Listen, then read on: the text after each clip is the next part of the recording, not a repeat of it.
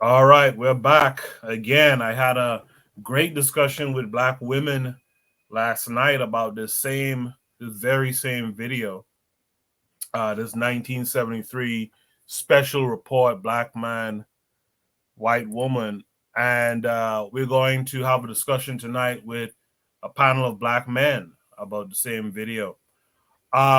This special report came about because the decade preceding 1973, it seems that there were statistics that indicated that there was a significant increase in relationships between black men and white women, while there was a significant decrease in relationships between black women and white men. So, Tony Brown, who hosts the show, he has on Dr. Francis Cress Welsing, who's a psychiatrist and a member of the medical college at Howard University. And she's going up against Dr. Alvin Poussant, who is the author of Why Blacks Kill Blacks. And he's also a psychiatrist and a member of the medical college at Harvard University. So they're going to go back and forth at it. And what we're going to do, we're going to look at the video. We're going to watch it with you guys, and we're going to do a beat by beat, as they say, blow by blow. We're going to do commentary on what's being discussed. All right. So what we're going to do now, we're going to start the show officially, and then on the other side, we'll welcome in our panelists tonight.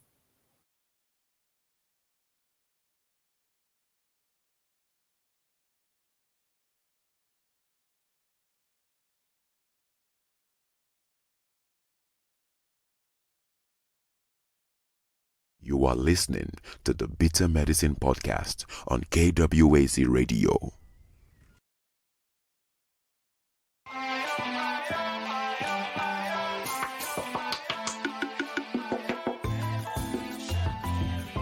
Welcome to the Bitter Medicine Podcast, where it's all about Black empowerment. Our show focuses on Black news and entertainment, arts, science, economics, history, people, and strategies that uplift, empower, and motivate Africans within the diaspora. And now, your host, whose favorite color is black, Goku.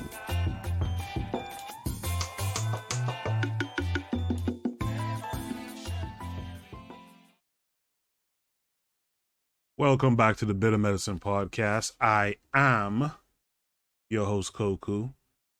Just want to remind you guys before we get the show rolling that this show is part of a podcast network called KWAZ Radio. There are other shows on the network you are invited to tune into. This is D Webb with the Harsh Reality Podcast, asking you to tune in where we tackle the news of the day that affects our community, only on KWAZ Radio. Peace, family. This is Oni, inviting you to listen to the Pro-Black Perspective, where Black problems are addressed with Black solutions. Greetings, fam. Tune in to The Learning Curve with me, the Revolutionary Matron on KWAZ Radio. You are listening to the Bitter Medicine Podcast on KWAZ Radio. Yes, indeed. Make sure you guys also check out Consider Cheek, Brother Bakari, The Forecast, and Tanzan African Mind. Last night, like I said earlier, I talked to the sisters about this video. We had a good conversation. I'm going to keep the rules pretty similar to what I did with the women. We'll watch the video. And if you gentlemen have any comments you want to make, just say something. I'll pause the video and you can have your comments. If not, what I'll do is I'll play the segment where after Tony asks a question to his two guests, I'll play out their responses. And before he asks the next question, I'll try to stop it. And we could have a commentary on that. I want to welcome my panelists tonight of all men. Kevin Carey, 42. How are you this week? I'm good. Ready for the show. Good. Yes, sir. Thank you for coming through. We got Bwana Hagaziki, Mr. Untouchable. How are you this week? I'm good, brother. I'm happy with the show, ready to go. It'll be interesting to see what the contrast between the brothers and the sisters are. But I can't wait to see that. Yes, sir. And I'm gonna premiere these 2 episodes. I'm gonna premiere them one after the other, like 5 minutes after the first one. I'll premiere the second one. So it'll be interesting to see, after you guys watch it, not just you guys, but the listeners, after everyone watches both, to see what, as you said, Mr. Untouchable, what the contrasts and the similarities were. Let's also welcome and gas them up this week. Gas them up, how are you? I'm good, man. I'm just waiting for my chance to get a Kardashian. You just waiting to go to the other side, right? All right. So what we're gonna do? I'm gonna hit play, and we're gonna listen. And again, if you guys want to bring up a point, just say something. I'll pause it, and if not, I'll try to stop it at the end of the question and answer period. All right. So let's begin. This is the part 1 of a 2-part series entitled Black Man, White Woman. Significantly, it was not entitled Black Woman, White Man because in the last 10 years, the statistics indicate that there is a significant increase in relationships between Black men and white women and a significant decrease in relationships between Black women and white men. With me to discuss this very volatile issue are 2 leading psychiatrists, Dr. Francis Welsing, a member of the psychiatric department of the Medical College at Howard University, and Dr. Alvin Poussant, a psychiatrist, a member of the Medical College at Harvard University, and author of the well-known book, Why Blacks Kill Blacks. To begin with you, Sister Welsing, why do you believe, basically, Black men are becoming so significantly attracted to white women, or is it vice versa? I'd like to turn it around. I think, first of all, that white women are seeking Black men first. Black men some are attracted to white women. And I don't think that we can understand this phenomena unless we understand really what is the larger dynamic that is occurring, not only in this society, but in the world at large. And the way that I look at that phenomena is that, number one, we are living within the context of a system of white supremacy, which is my definition of racism. Racism is a worldwide system of white supremacy, domination, and control. And all of the behavior that we see all over the world, whether it's the behavior of the Black woman, the white woman, the Black man, or the white man, is occurring within the dynamics of this system. And we can understand what is happening as far as the white woman, Black man relationship and why that is on the increase. I think if we understand the need for the system to remain intact. But Francis, Okay. You don't think that the Black man has a special attraction toward the white woman? Oh, yes, he does. Yes, he does. Well, he has been programmed historically to feel that, first of all, this is the woman who is the woman in the world. And this is a thing that has been denied him, in terms of, let's say, male-female relations or sexual partners. The Black man, at least in this area of the world, has been told historically, you cannot touch this woman. And so at that level of social dynamic programming, yes, the Black man has always felt, well, this is the one thing that I have been denied in this society.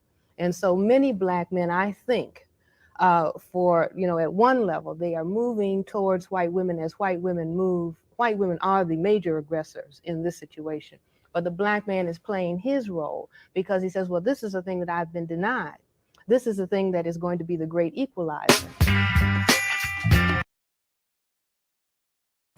So let's discuss that first segment there. Who wants to start with their commentary? I'll go first. Sure. Yeah, it's kind of right. I'm looking at it from a marketing point of view. You know, we were our ancestors were dragged and kidnapped and brought over here away from our, women under a new, oppressive regime. And they're showing you, hey, one day you can be like this, but for now, this is the apple you cannot touch in the garden. You touch this apple, you're gonna die. So I'm looking from marketing. When you deny, let's say you only give,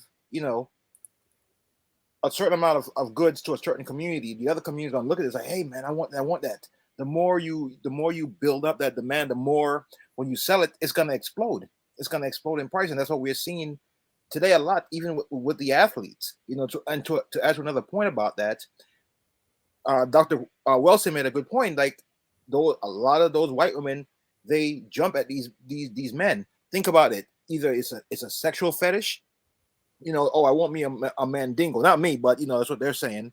Or, oh, look, holy shit, he's gonna get that $300 million contract. Let me look as good as I can to try and get his sperm in me, so I'll be paid for life. But she's right about that. I see it as the other way around. But I'll pass the mic here. Wait, before you pass the mic, you believe that the white woman is primarily the aggressor, right? There is a hidden hand. Do you remember the situation with Hulk Hogan when he got caught out there saying, he goes, yo, I don't want my daughter marrying some poor man, nigga. I want her at least to have some money. So there is the white man is also complicit in the situation too. But I would say, the white woman is taking the more the initiative. Like, listen, I gotta look out for myself too. What are your early feelings about Dr. Poussant? I don't really know him like that. I've never really heard of him until this video. Okay. Bwana Gaziki, what say you? Yeah, for me, there were two issues that I hear being raised. One was when she mentioned that the white woman is the so-called main woman in the world. And I could take issues with that, but I understand where she's coming from.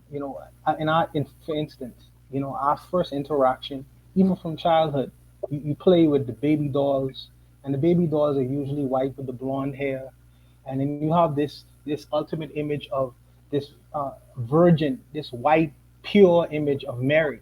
That's the kind of thing that pops up in your mind when you consider the ultimate woman. So I understand where she's coming from. However, with the second issue, for me personally, when she's suggesting that white women was always the thing that we always wanted but we couldn't have, for me, because of my experience, I think that white women or white folks in general have really been background noise. I think that particular issue maybe was exclusive to the American society, right, because my community has always been predominantly Black, and the people who would come and visit the country that I was from, they were just visitors, background noise, and some people in the Bahamas would have went to school with white girls and things of that nature, and I can't say that they ever put themselves in a position where we can't have them. I mean, because the social dynamic is a little bit different, and because the social dynamic is a little bit different in this society, I think that these white women were even white girls were things that were reachable for many of us, after 1973, of course. So I don't necessarily agree with her on that particular issue. Whereas my brothers from America may take a different kind of view and perspective because of their experience and because of their exposure. So I think that facet might be a little bit different for me as opposed to the brothers who actually grew up in the American society and was denied the practice of that so-called integrated relationship. So I think it's a little bit different for me. What's your early take on Dr. Poussant? I think he's a well-educated brother. I think that he may deny the existence of racism, because he is a so-called well-educated brother, and I think that he is going to take the position of we all just this idea of humanism. We're all just human beings. Race doesn't have anything to do with it. It's just because we are the peopling of people who are getting together. There's going to be a natural affinity or attraction for the opposite sex, not necessarily based on color, but just based on the fact that you're a male and I'm a male and you're a female. I think that's what his position is going to be. Okay, gas him up. You saw that first segment. What were your thoughts? Yeah, not much per se. I am shocked that he wrote that book in the 70s, I believe, this interview, where he's saying why blacks kill blacks. Yeah. So it shows that this black on black violence, particularly in America, is not something that we can entirely blame on so-called rap music. Okay, that's a good point. That's a good point. What are your early thoughts on Dr. Poussaint? I think he was a guy who probably made it in his time. Very articulate, so he's soft spoken. Is in Harvard, so yeah, he reminds me with that last name of the guy from Boondocks, Tom Duvoir, whatever his name is. Oh yeah, That's who he reminds me of. Yeah. Yeah, I think he has a little bit of that thing of, you love who you love type thing. And I find that very problematic when it comes out of black people's mouth, this idea. Because as Francis Cress Welsing will say later, everything is political. Everything is about power. And so you can't be out here as a people talking about love is love and all this kind of thing. Any quick thoughts on that statement? Anyone could speak up. That's a garbage statement, man. They don't love you. They'll tell you that garbage to calm you down. But let's say you go do something to them, it ain't gonna be no love is love. It's like hang that nigger. Right. Anyone else? I take two different positions on that. I think that love is an irrational emotion. And I think because it's an irrational emotion, people fall into situations that they don't necessarily choose to. But I also know that as people exist out here who choose to love particular people, choose to be in particular relationships, and then after a while they develop the feeling or that sentiment, well, I kind of have an affinity for this person, I like this person or whatever. But I think that because love is an irrational emotion, people fall into situations that they don't necessarily mean to. So I don't know, it could be choice, it could be something that just happens. Who knows, man? I kind of believe love is a little bit more rational than we take it to be. But first, let me hear from Gaston up on that. Me personally, I don't use the word love. I think love can only apply to your immediate family. Like you can love your mom, your sister, the woman you met. Yeah, you have a bond and a connection with her, and it may be very deep. But I don't know if it would be fair to the sacrifice that particularly that my mother made, for me to use that same word with a woman who didn't give birth to me. Like, it's funny, people say celebrate your birthday, but the reality is it's your mother that gave birth on that day, not you. Right. So. Right. Yeah, I feel you on that. All right. Let's play some more of the episode, and we'll speak about it. Again, if you guys want to pause at any point, just say so. Don't put it in the chat because I'm looking at the tab with the video. So just speak up and say, hey, pause it right there. All right. I think so that the need has sort of been exaggerated, because if we look at those statistics you just mentioned, actually in the past decade, even with the increase, there's only about 43,000 black man, white woman marriages. That's a very, very tiny percentage. That means about 2% of black men are married to white women. Mm-hmm. Now, if we had accepted the propaganda, that is white propaganda, that all black men desire a white woman and they want to marry your daughter, you would expect the incidence of the marriages to really be increasing at a much greater rate. I was going to ask, does it mean that that small point when he said that he uses the statistic that at the time there was only 43 marriages, so he uses that to represent the fact that there is no large number of this relationship between the white female and the black male. But right. That's erroneous, because if you really look at it, a relationship, a personal relationship, even a committed or long-term one, doesn't necessarily have to go into marriage. So right. if it doesn't go into marriage, it's not registered. So, I mean, the numbers are skewed because yes, you may have 40,000 people he could depend on based on a registry, the statistic of it, but there could be hundreds of thousands of relationships and arrangements that exist outside that 40,000 that he doesn't mention. It becomes disingenuous because he skews the numbers intentionally, I believe. But I'll stop there. Go ahead. Yeah, I think he's very intentional with that too. But that's a great point. That's a good point. Anyone else want to add to that point? Yeah, but I want to add more about statistics. You know, when they say people are unemployed or the employment went up, they don't count people who stop looking for jobs. Right. It's just all propaganda. Right. Okay. Gas, you want to add anything there? No, sir. I'm listening. Okay. All right. So I'll continue the playback. The fact that if we accept the fact that black men do feel that white women are preferable to black women, are we saying that their behavior in the context of standard behavior is normal or abnormal? Well, I don't like to use those terms. I would prefer to understand the phenomena. For example, if we start labeling behavior, like for example, homosexuals don't like to be called pathological, for one thing. And I think that it is more.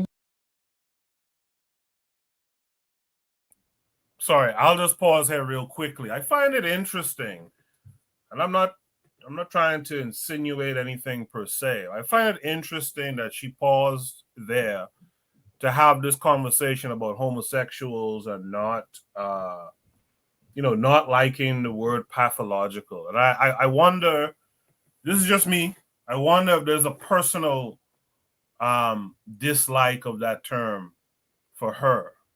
You know what I mean? I'll just throw it out there. But we can continue the video. Useful if we say, well, let us try to understand the phenomena of homosexuality, as opposed to saying, well, now that's sick, and then people get turned off and they don't spend time trying to understand the dynamic. In the same way, I don't want to look at the phenomena of, cross color sexual mating or marriage or whatever, and in terms of pathology. I would rather say, well, let's try to understand what actually is going on. But you call the white woman the aggressor. I say that she is aggressive because we live in the context of a white supremacy society in which white people are the dominant group. They are the people who control the power. We are the oppressed people. We are the people who are victims of that system. Just like, in terms of history, it was just a short 2 months ago in terms of the whole historical span that black men were being lynched for looking at a picture of a white woman. Do you see? And now we are told, well, now everything is opened up. Well, I want to understand, well, why is it that everything is opened up? I think everything is opened up since black men started talking about black power. You see, when black men start talking about black power, then that says, well, all right, maybe there will be a challenge to the system of white supremacy domination, not only in this area of the world, but all over the world. So the white supremacy system says, all right, well, now what do we do to get these people back in control? And what do we do to get them back in check? That is the black man. Well, we'll lay our ace trump card on them, which is a white woman. In other words, you see, which brings the black man then back within the context that the white supremacy system is going to work for you. See, we've denied you this, now you have it. But on close examination, in spite of all of the black-white marriages, the black-white sex that has occurred throughout history, in the last 500 years, there has been no serious tampering with the maintenance of white supremacy, certainly not through the bedroom activity. Do you see what I'm saying? But in other words, it throws people off balance. So in other words, the white woman is still, I think, in a position of psychological dominance. And right. And so far as she is, that's a form of white supremacy, and that the black men are frequently responding to her dominant position. The fact that she is considered. Yes. I found it interesting when she said that the power structure in the United States is when they started mentioning black power, that the power structure decided to use their women as a pacifier, against black power. It's almost like a drug, and I find it interesting when you look at many of these revolutionaries, people who are radicals. You look who's standing next to them usually, or in the background, or who they have intimate relationships with. And I find it interesting that these people are used as pacifiers.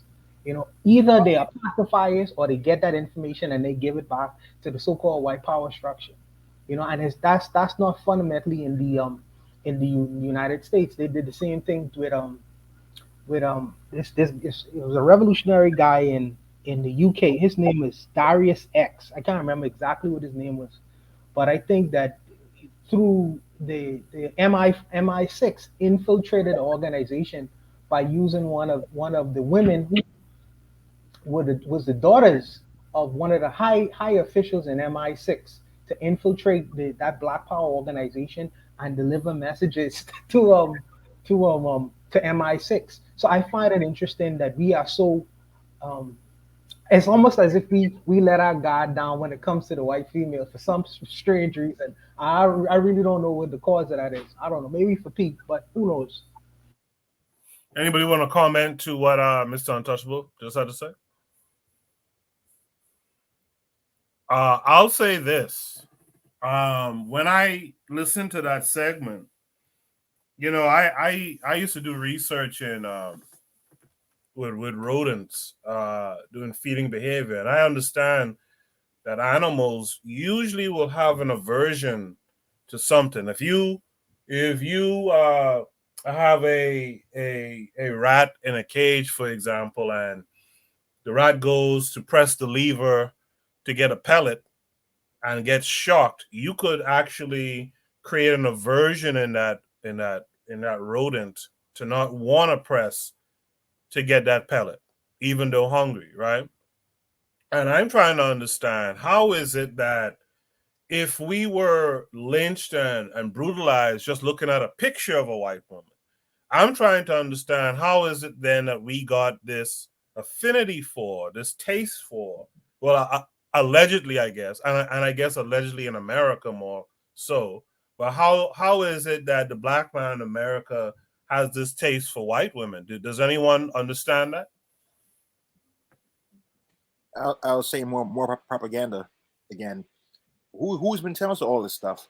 Where we get our source from? The media. The media is telling us all that. Who owns the media? Not us. Right.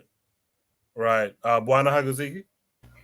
No, I find it to be very fascinating that as you mentioned that with the rat test, you could trick a rat, or you could shock a rat into not liking something, and considering all the historical things that would have happened to the black male because of his relationship with the white female. It's like we are like a moth to a flame. It's like we continue to fly towards that light. So I really don't know what is the imbalance. What is the imbalance that will cause us to continue to want to go towards something that we know, through social media, through everything we experience, that is going to be a dangerous or a deleterious situation to us. I really don't know. Yeah, because we recently saw this black guy who was murdered by a white woman who is like a sex worker on OnlyFans, right? And we saw a video of her beating him up and all kind of stuff like that. And it's like, why would you withstand that? Why would you go through that, right? So it's very interesting to me. Gas, you have any thoughts on that? Yeah, I mean, I think the black men who, it's weird because when people say white women throw themselves at black men, I've never really seen white women throw themselves at me on a personal level. Right. I guess it's the energy, right? I've noticed, in my opinion, white women typically are with black guys that they consider safe or extremely gangster. They're not like with the serious, hardworking, somewhat conscious of them. They don't go around, those type of black men. It's always the type of black guys who, they watch Friends, they watch shoot, what's these shows? I don't know. What's that show? They were on another planet, but they were all geniuses and they were white. I can't remember. They were all smart. No, not that. No, they were on another planet. They were on another planet, and they were all. they were all smart, the white boys, and they were all nerds and geeks, and they had hot girlfriends. It was a popular show, right? And so, the black guys who watch those type of shows, the black guys who are, they eat matzo balls and stuff like that, and no, I'm not, no this to anybody, but I'm just saying, if I'm eating, fufu and egusi, most white girls will be like, no, what I'm saying? It's like, hey, listen, you're gonna make some egusi, right? She's gonna be like, no, unless she's looking to capture me or something like that. And quite often, if she is going to capture you, you have to have something that's of value. I think their parents teach them early, get you a black man who is like a lawyer, doctor, dentist, professional, that we can get the resources from. So me personally, I've never really experienced, not that I want it, but I've never experienced like white girls just like, oh my God, a black guy. It's like, nah. But I know the type of black guys that they go around. Like, like here in New York, you got to go down to Manhattan and go drink with them over by, Houston Street and all that stuff. Yeah, I'm not going there, So, yeah, I've never had white women like me, so I don't know. I never had that experience either. I feel like maybe it's some kind of energy that I give off. Yeah, I think so. Maybe I don't know. I think so. I remember reading a John Henry Clark paper one time, and he made mention of this, and it always stuck with me. He mentioned how that the African culture has always been in direct opposition to the European one. And I think those of us who get a little bit closer, if not fully immersed in our African culture, I think we just don't attract those types of women. But the guys who are further away from it, they will attract, right? They will be kind of lockstep with them. What do you guys think that's, No, you're right. But here's the funny part, Koku. A lot of African immigrant men True. attract white women. True. And I think it's the funniest thing because they may still have aspects of their culture they'll talk with an accent and whatnot. But like I said, just in my experience, like you said, with the guy who's getting beat, who was an African immigrant, I'm assuming that Nigerian, he was getting slapped around in the elevator. I think if you're a black man, whether you're from the continent, the Caribbean, or America, you have to, for white women to be comfortable, like you're not having certain conversations. Like I'll be in my car, like these goddamn, folks, or say something like that, man. You imagine they follow me in the store. If I'm with a white girl, I'm still gonna say that. She's not gonna be comfortable. Yeah. So yeah. I have not. It's not been my experience. Not Gas, or Koku or Kev. Y'all could correct me. But when the immigrants come over, I don't see white girls rushing to the African or Caribbean immigrant who's driving a taxi.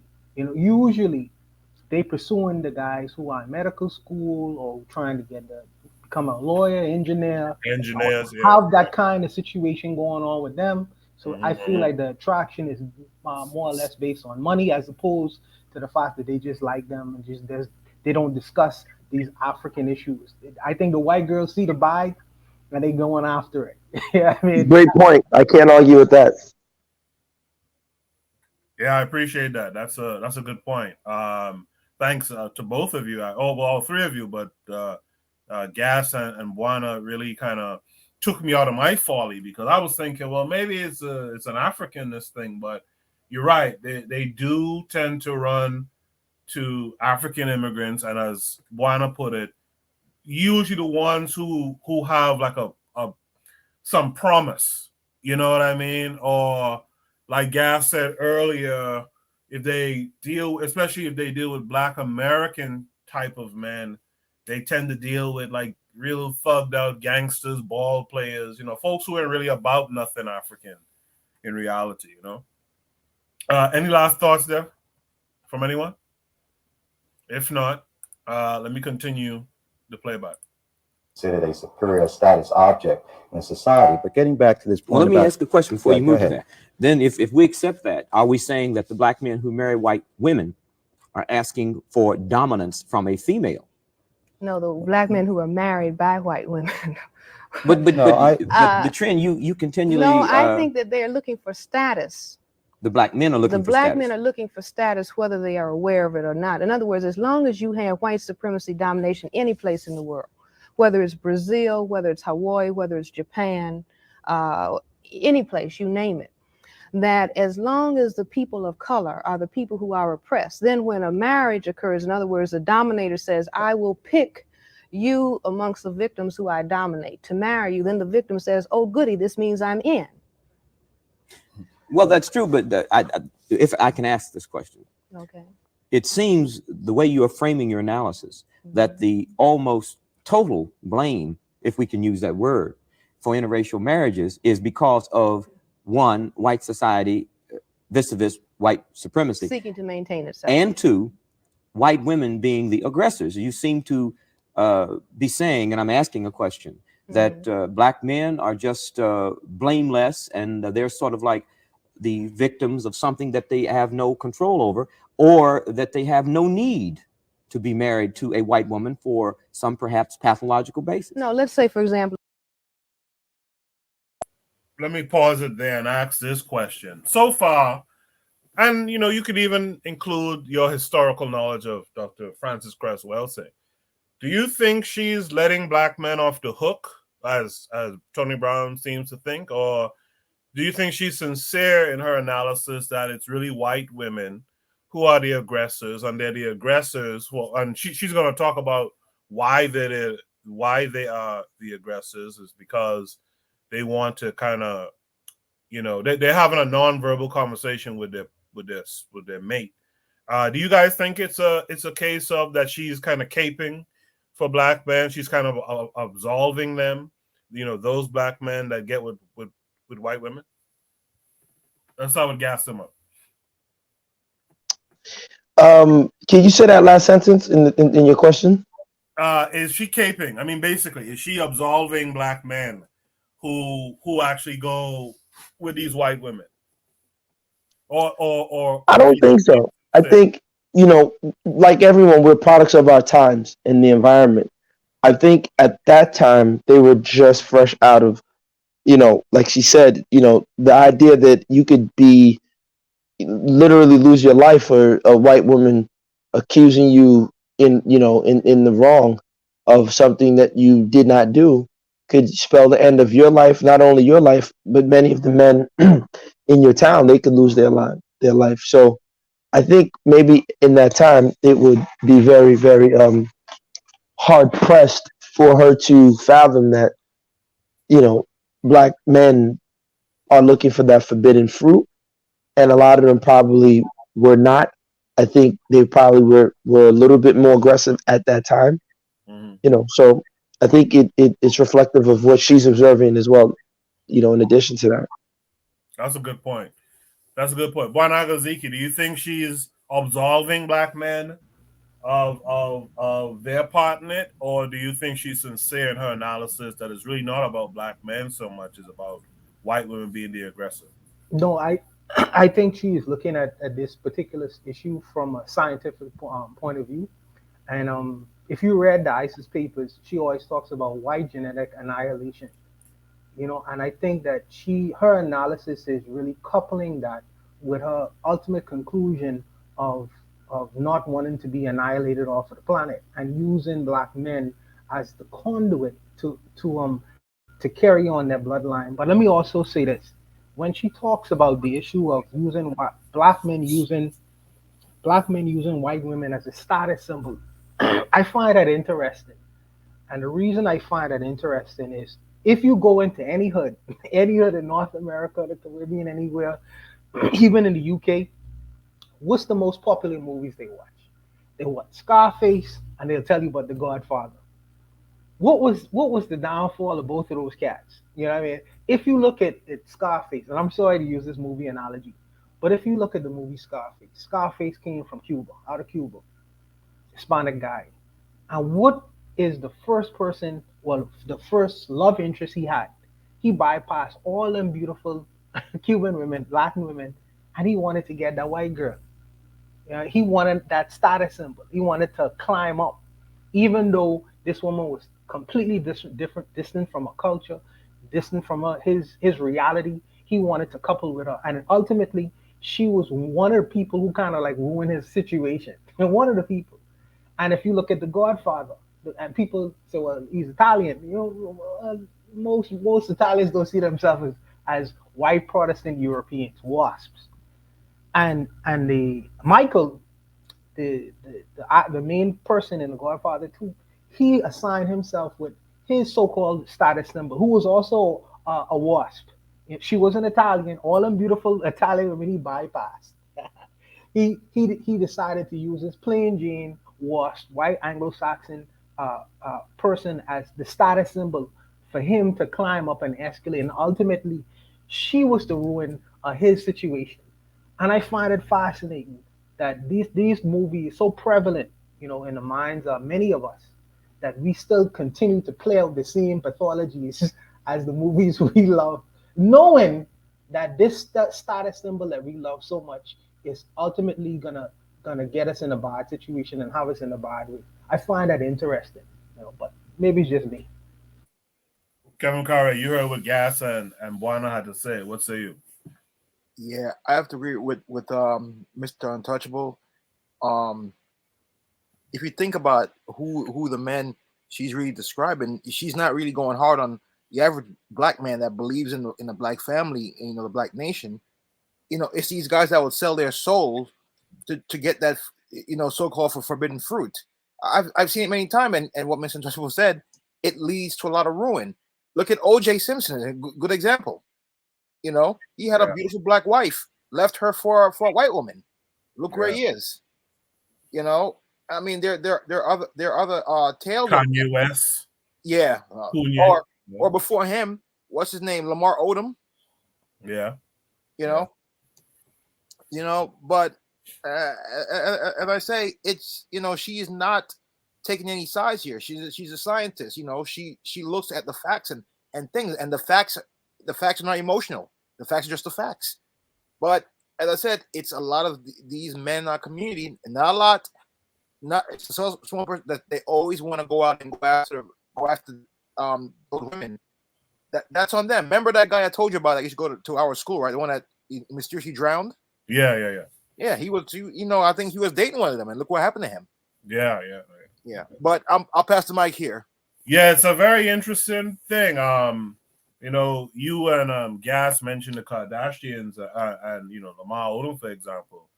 It's funny how if those same black men were to meet, say, a black woman who had the number of men, like known men under their belts, like, being ran through by all these different dudes in Hollywood. If they had met a similar but black woman who had that kind of numbers, they would never accept them as a wife, as a baby mother. They would never accept it. I don't understand how, and they talk about this later in the video. I don't understand how we just completely, some of us who those of us who go and deal with these white women, how they lower their standards completely. Also, that's a huge thing too, that says a lot about them. But we're gonna see that a bit later in the video. Is there any last words on this segment before we move on? Yeah, I find it interesting that we are being held to such a high standard in terms of women choosing to date us. I find that our standard is so, we must have $1 million in the bank, must be able to dunk a basketball, must be able to work and come home and fuck the woman brains out. But right. If bottom shelf Brad dates them, he don't really have to do much. Yeah, man. And really, the truth of the matter is, it's the same on the other side. A black guy could be a phenomenal dude, business guy, have his stuff together, but he would date the most homely, fat, slovenly, trailer park trash white girl you ever see. Yep. I find, and then if he dates a black girl, the standard she must be able to jump through hoops. So I don't understand why we. Well, I know it's pathology, but it's just an interesting dynamic that we play out without being forced to. We play these dynamics out with one another. But I'll stop there. Yeah, very interesting. I'll continue the video if there's no other last thoughts there. Well, if you set up the conditions for the development of a sadomasochistic relationship, then the masochist as well as the sadist is a part of that relationship, and they are playing roles that they have been conditioned to play. In other words, a person who is a masochist seeks out the sadist because then they could play their sort of dual game, their mutual reciprocity together. Now, within the dynamic of the system of white supremacy, you have, for example, many of the white women who are with Black and other non-white men are actually, I believe, having a dialogue with white men. How does that work? See, the dialogue goes like this, according to my analysis. First of all, the white women, we have the women's liberation movement, which is a dynamic of white females. Okay, they are asking for liberation out from under the white male. All right, now within the dynamic of the white supremacy culture, you also have penis envy. In other words, the white men have been perceived as being dominant over the woman. And so the woman says, well, I wish I had a penis. Okay, so what does she do? She says, well, I'll go out and get one that's supposed to be more powerful than yours, but I'm going to control it because we are white and we control all of the non-whites. So she goes out and she selects, and all this is unconscious, activity, if you will. She goes out and selects a non-white male, be he Black or any other non-white. Then she is walking down the street, or they can go to the, justice of the peace or the priest or be married. And anytime a white man sees that, she is communicating to him, see, I've got one because I am in control of this. But I don't think we can, generalize to that extent. I think that's a theory. But it's getting back to the question when we present arguments that way is whether the relationship between Black men and white women are pathological. Now, Frances said she doesn't like to think of it in that framework, but the fact is that a lot of psychiatrists have presented or said that interracial relationships in marriage stem from a type of negative psychological position or some type of pathology because of the racism in society. They'll say that the racism distorts people's minds so that frequently you'll get, say, a white woman attracted to a Black man for the wrong reasons or for racist reasons.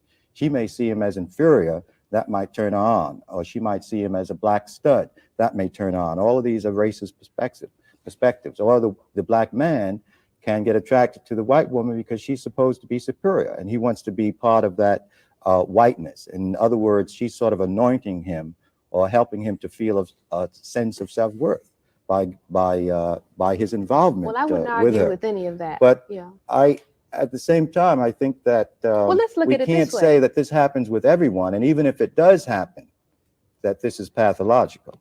Well, let's look at. I wanted to pause it there because a couple things came out in that segment, right? First question I have for you guys is, have you encountered women, particularly Black women, that you think, in what they were talking about, in this instance, they were talking about white women, but I'm just curious to see, as Black men who deal with Black women, have you guys ever noticed that there's a penis envy from Black women? I'll start with Kevin Curry. No, I've never seen that. Not the women I've dealt with. That's all I can say. No. Well, okay. Well, let's zoom it out a little bit, from not just the women you've dated or dealt with, but maybe some women you've had certain other types of relationships with. Do you get a vibe from them? Oh, okay. That they deal with you with some penis envy. Yeah, now I kind of understand your question. Yeah, when we were students at university, man, we dealt with this all the time, even today. But as a photographer, as I said, I used to go around. I don't really do the project much anymore. It's kind of on pause. But I used to go around and photograph, Black people, our people, mostly the women, and the ones that always, was always kind of aggressive towards me and trying to always challenge me was always the one with non-Black friends or the one with mostly white women friends. As if, and all the time they'll be the one doing the talking while that white girl in the back is just shutting up and, she just manipulating these women. But yeah, it's mostly a lot of times too. A lot of times women in higher places. You know, like let's say you deal with HR people. Thank God I don't really work in corporate America anymore. But dealing with HR, yeah, that's another problem right there. But yeah, I'll pass the mic here. Yeah, gas them up. What about you? Do you encounter, and especially you, because how you because you have one foot on two continents in a sense. Do you find that the African woman back on the continent or the Black American African woman here, do you find that they have penis envy? I'd say American women definitely have penis envy, in my opinion. Okay, talk about it. Yeah, I mean, look, it's just in America, it's how they're socialized, and of course, it's regional as well. Many people say that New York women are extremely aggressive, right? Women from New York, they're extremely aggressive. New Yorkers are, we're so-called an aggressive city, but I definitely think there's I don't know if I would call it penis envy. I do feel that I think what happens is, and I tell this to women all the time, like you guys read or review the wrong information. So, for example, you'll see a woman will be in a position of authority, and in her mind, to be the best boss, I have to act like the men that I am observing who are, for the lack of a better term, assholes, right? And what she doesn't understand, because she's an uninformed woman, is that men don't like assholes.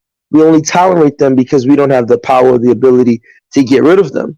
And once that opportunity comes, a lot of men, if given the opportunity, they often react in a certain way towards those male bosses who are assholes. They don't really last long, and if they do, they're very despised. And a lot of times, women, I think, observe those Machiavellian type men and think that's the norm for how men interact. And it's like, well, in a setting where like let's say a jail setting, you can't really take that approach. Even when you hear the way prisoners relate with each other, um, they're very respectful to each other, because one slight misstep can mean getting stabbed 60, 80 times, getting your neck sliced or something like that. So I think that these women are not fully aware that the men that they're trying to be like in terms of copy and authority are not how the average man interacts with his fellow man. So when they get into a position of authority, they're just very bitchy. They're just, and then they'll justify, well, if there was a man doing it, no one would complain. It's like, no, that's not really the case. And I'll end with this. I always challenge them to say, why not copy the good men or the so-called good bosses? Because not every male who's in leadership or in authority acts that way. Why don't you, there's so many, and I'm sure you guys may have experienced it, I don't know, but you may have experienced, you know, um, male leadership, right, where the person was stern, fair, they sacrificed for the team, they were there. And it's like, I rarely ever see, and I'm sorry to say it, I rarely ever see a woman take that approach for her template if she wants to copy masculinity. It's always this, I'm going to be this tyrant approach. And it's like, okay, I know why you're doing it. And it might be penis envy. So, yeah. I appreciate that. We're going to double back to the penis envy question in a second, too. But first, let me hear from Buana Hagaziki. No, I tend to agree with Kev and Gas in their sentiments. As far as the penis envy, or I like to say competition, right? It's been my experience that when I deal with some Western women, not all, but some Western women, there is this level of competition, even in a personal relationship. It's like we are in a competition with one another because we are fighting for this idea of control. And something Matron mentioned to me before. She said that the American black woman is raised to be almost like a man. She is raised in that with that mentality. And I'm saying that how could you run a relationship where it's just two dudes vying for power? It's not gonna work, man. You're always gonna be in a contentious situation. Another thing too is, when they think of this idea of penis envy, I think of the LGBT girls. some of them I see out there as well, and Gas was mentioning the template that they follow after, and it's always that this asshole male. And when I look at the imagery, in particular with the LGBT girls, they dress like the hood dudes. The pants are baggy. The hat is caught. They have a hat was cropped to the side. I'm like, okay, is this your image or idea of what a black male looks like? You know, what I mean? Is this what you really are envious of and are trying to create within yourself? I'm thinking to myself, man, that's the image. It's like is that how you see the black male?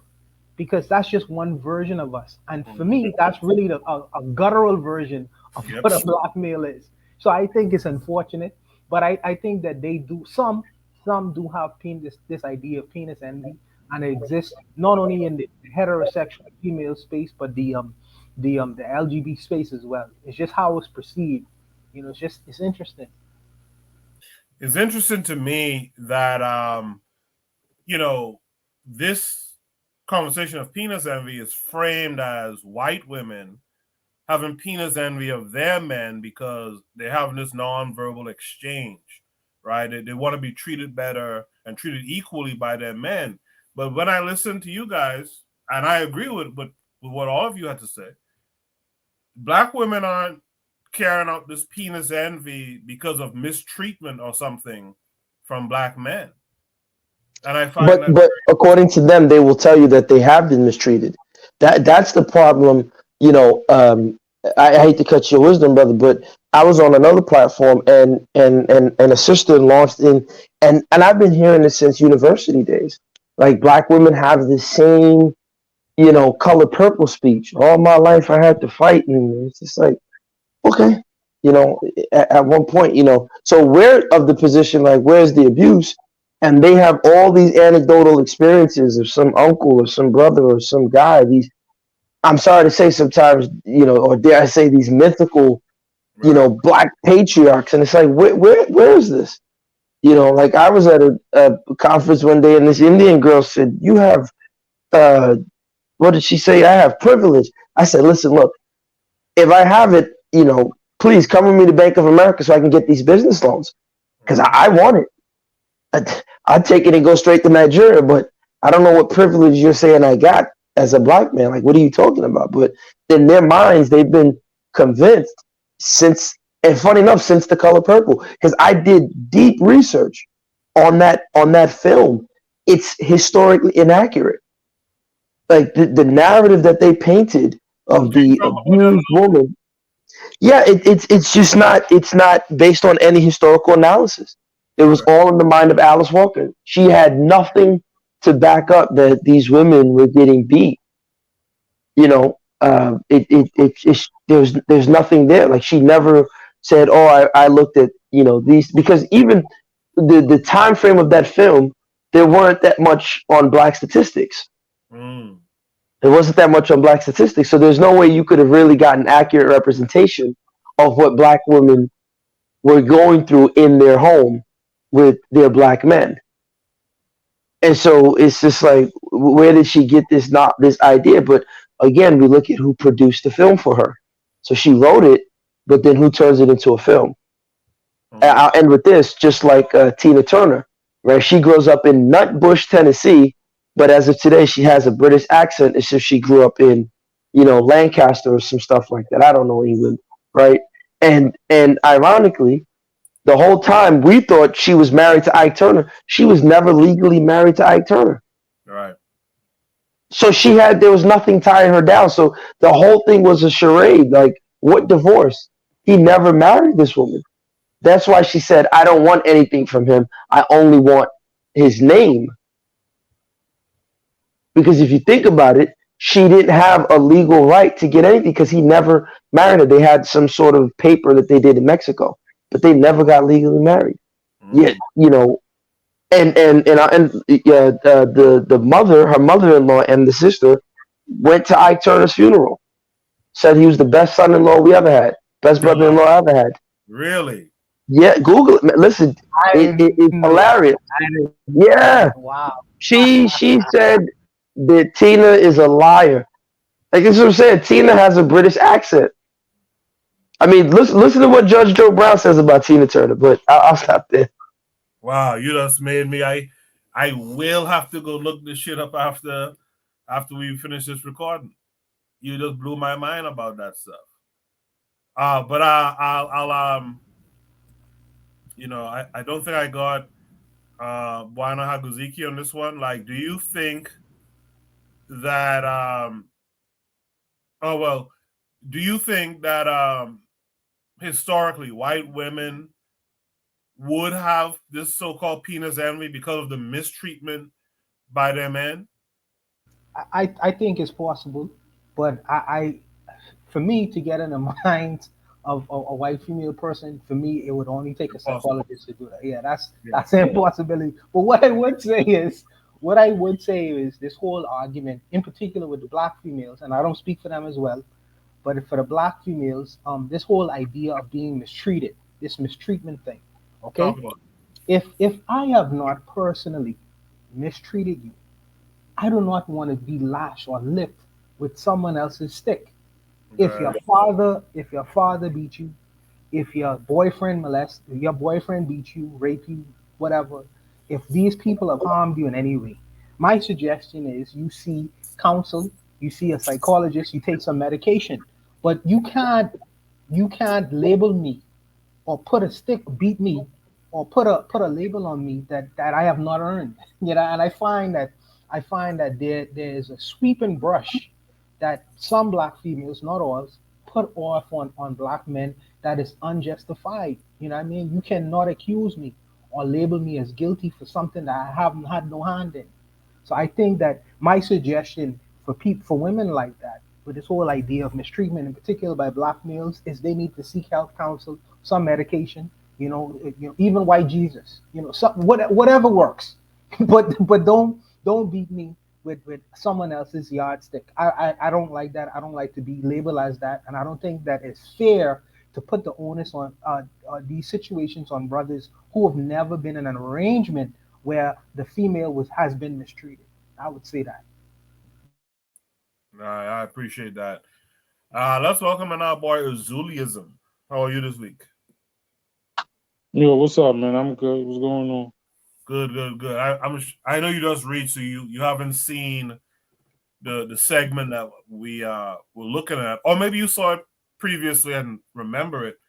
But this is the point where at the end here, Dr. Welsing is talking about that penis envy that white women have, and that they're having this unspoken, non-verbal discussion when they go and they get with a black man. They do that to say something to the white man, to say, well, I don't have a penis, and the one that I have, so to speak, in you is mistreating me.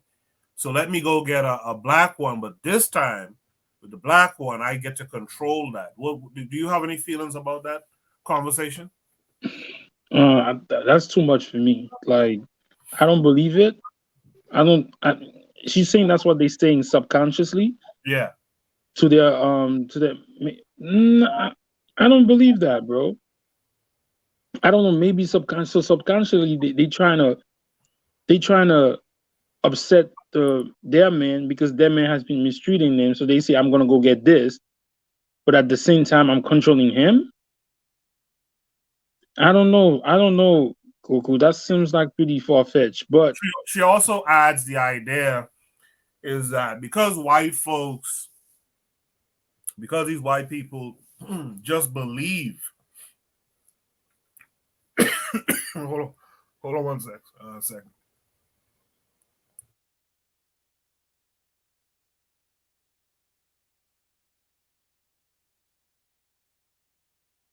No, he's still alive? Yeah, my bad on that.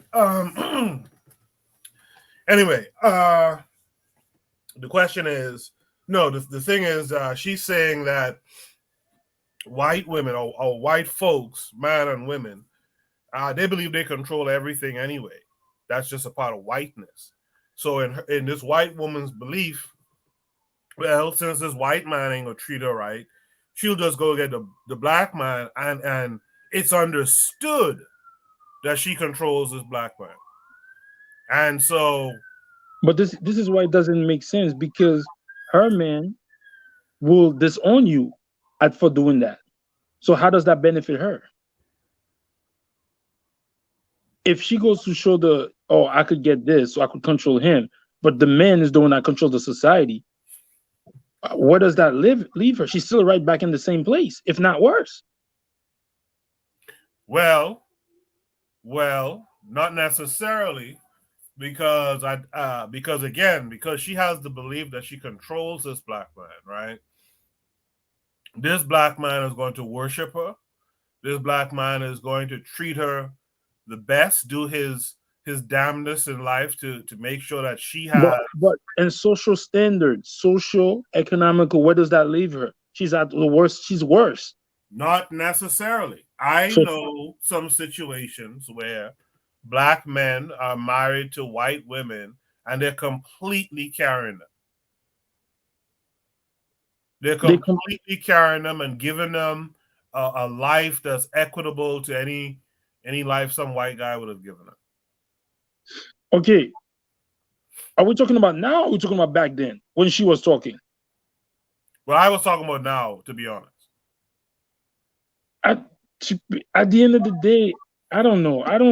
That's too. I think that's a far fetched for me. Like, she's trying to show him that she could have him. Nah, I think he sent her. I don't believe she's doing shit on her own.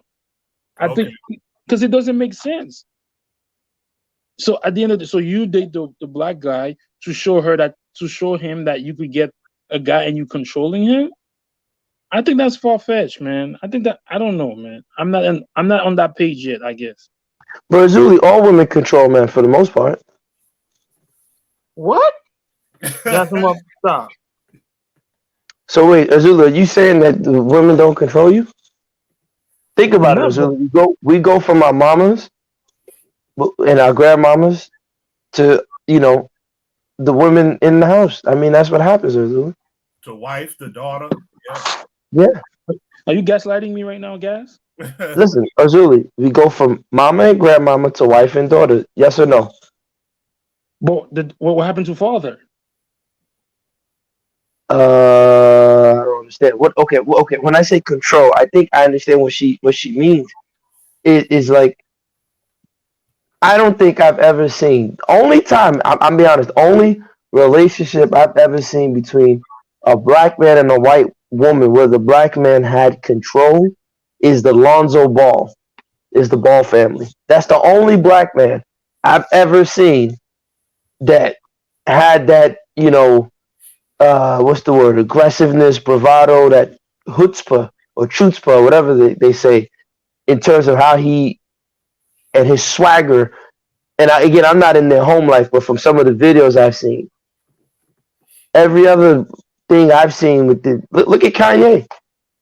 I've never seen a black man, especially in America, have any type of real authority. And then, especially when he's dealing with a white woman, he's always under her control, in my opinion. Well, what about OJ? The fact that he had to kill her shows he was. She was sleeping with Ron Goldman in his bed. She didn't respect OJ. He was just, she didn't respect him. I get what are you saying? You're saying that whenever a black man dates a white woman, or he's under her control? I'm saying he doesn't have authority and power the way he would. Well, even in America, I hate to say it, but the American state doesn't let black men get power and authority. But I've yet to see a black man who conducts himself in a certain way with dealing with white women. Like it's always typically this. Okay, I put it like this: in a dance, you have to have one. What about Nate Parker? Nate Parker, who is that again? He made the movie Not Turner, and he made another movie. I don't know. I'm just saying, in a dance, right? One party is leading the dance. I've always, from what I've seen and observed, the white woman's always leading the dance. I just don't. So you think you agree with what Dr. Francis Walton said about the reason why she dates black men is to show up her man, to show that she could control somebody because she doesn't have control in the. Of course, because she does control the black man in those relationships, in my opinion. Yeah. Like, okay, I'll put it like this. I end with this. Like I said, if a white girl's around me, I'm gonna always have to be myself. But you and I know at work, like, okay, so being yourself, right? When we're at work in these corporate jobs or wherever in this system, we can't say, man, them goddamn, crackers or whatever. We can't say what you would want to say or whatever on the job, right? That's being yourself. Like, man, you believe what happened with, Trump or Biden? Man, you know how them people get. You can't really say that. Now, if you can't say that on your job, or you're going out for drinks on the Lower East Side or on the West Side or wherever you go out for drinks around these white girls, now you can't be yourself. So when are you going to get to be yourself? So then it starts with, I don't see race. Humans are humans, and we're all loving, and it's not that bad. So now when you're at home with this girl and the police shoot a black guy, a number of times, you can't say what you want to say because you've never been saying it around. I'm just saying, do black men do that? I don't know. I'm not in those relationships, but I would love to see. Are you at home saying, man, these goddamn white folks at my job, they turn me up for this promotion, idiots, and this, and this. Are you saying that to your white wife? And if you're not saying that, then you don't have authority. You're right. If you can't, that's just me. Really, what's your accent when you talking to your white snow bunnies? I mean, do you have like what? Accent? I mean, I don't talk to them like that. But if I'm gonna be myself at the end of the day, my thing is, if I can't be myself, if that goes for a black woman, whatever. If I can't be who I am, we're not dealing. Okay. So I just don't. I get what the professor is saying, but I just don't know if that's the key. Like, because remember that video that came out back in the day where there was this white lady with this black guy in a car, and the black guy was saying, "Oh, it's a up for white women to date black men," and she was like, "No, it's not." Because they look at you as trash in the white community when you date a black man. So if we just do it. It doesn't make us feel better. It doesn't give us a one up. It really makes us. They look down on us for doing that. Yeah, never remember that piece that came out. No. There was a white lady in a. Go ahead. Maybe they dating black men because internally they feel like trash, and the only person that they are able to get is trash like them from their perspective, not necessarily their external community, but internally they feel like that. And I find that some gutter white women, even if she's a beautiful girl and high status, she'll date the most degenerate black person because internally she feels like trash, and that's all she really deserves. I don't know about that. I see most of the time the white women usually get the pick of the litter.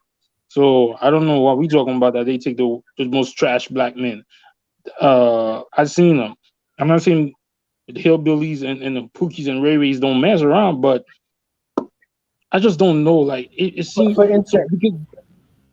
because the way she's speaking is like subconsciously the cells and it don't make sense. I just think they doing it.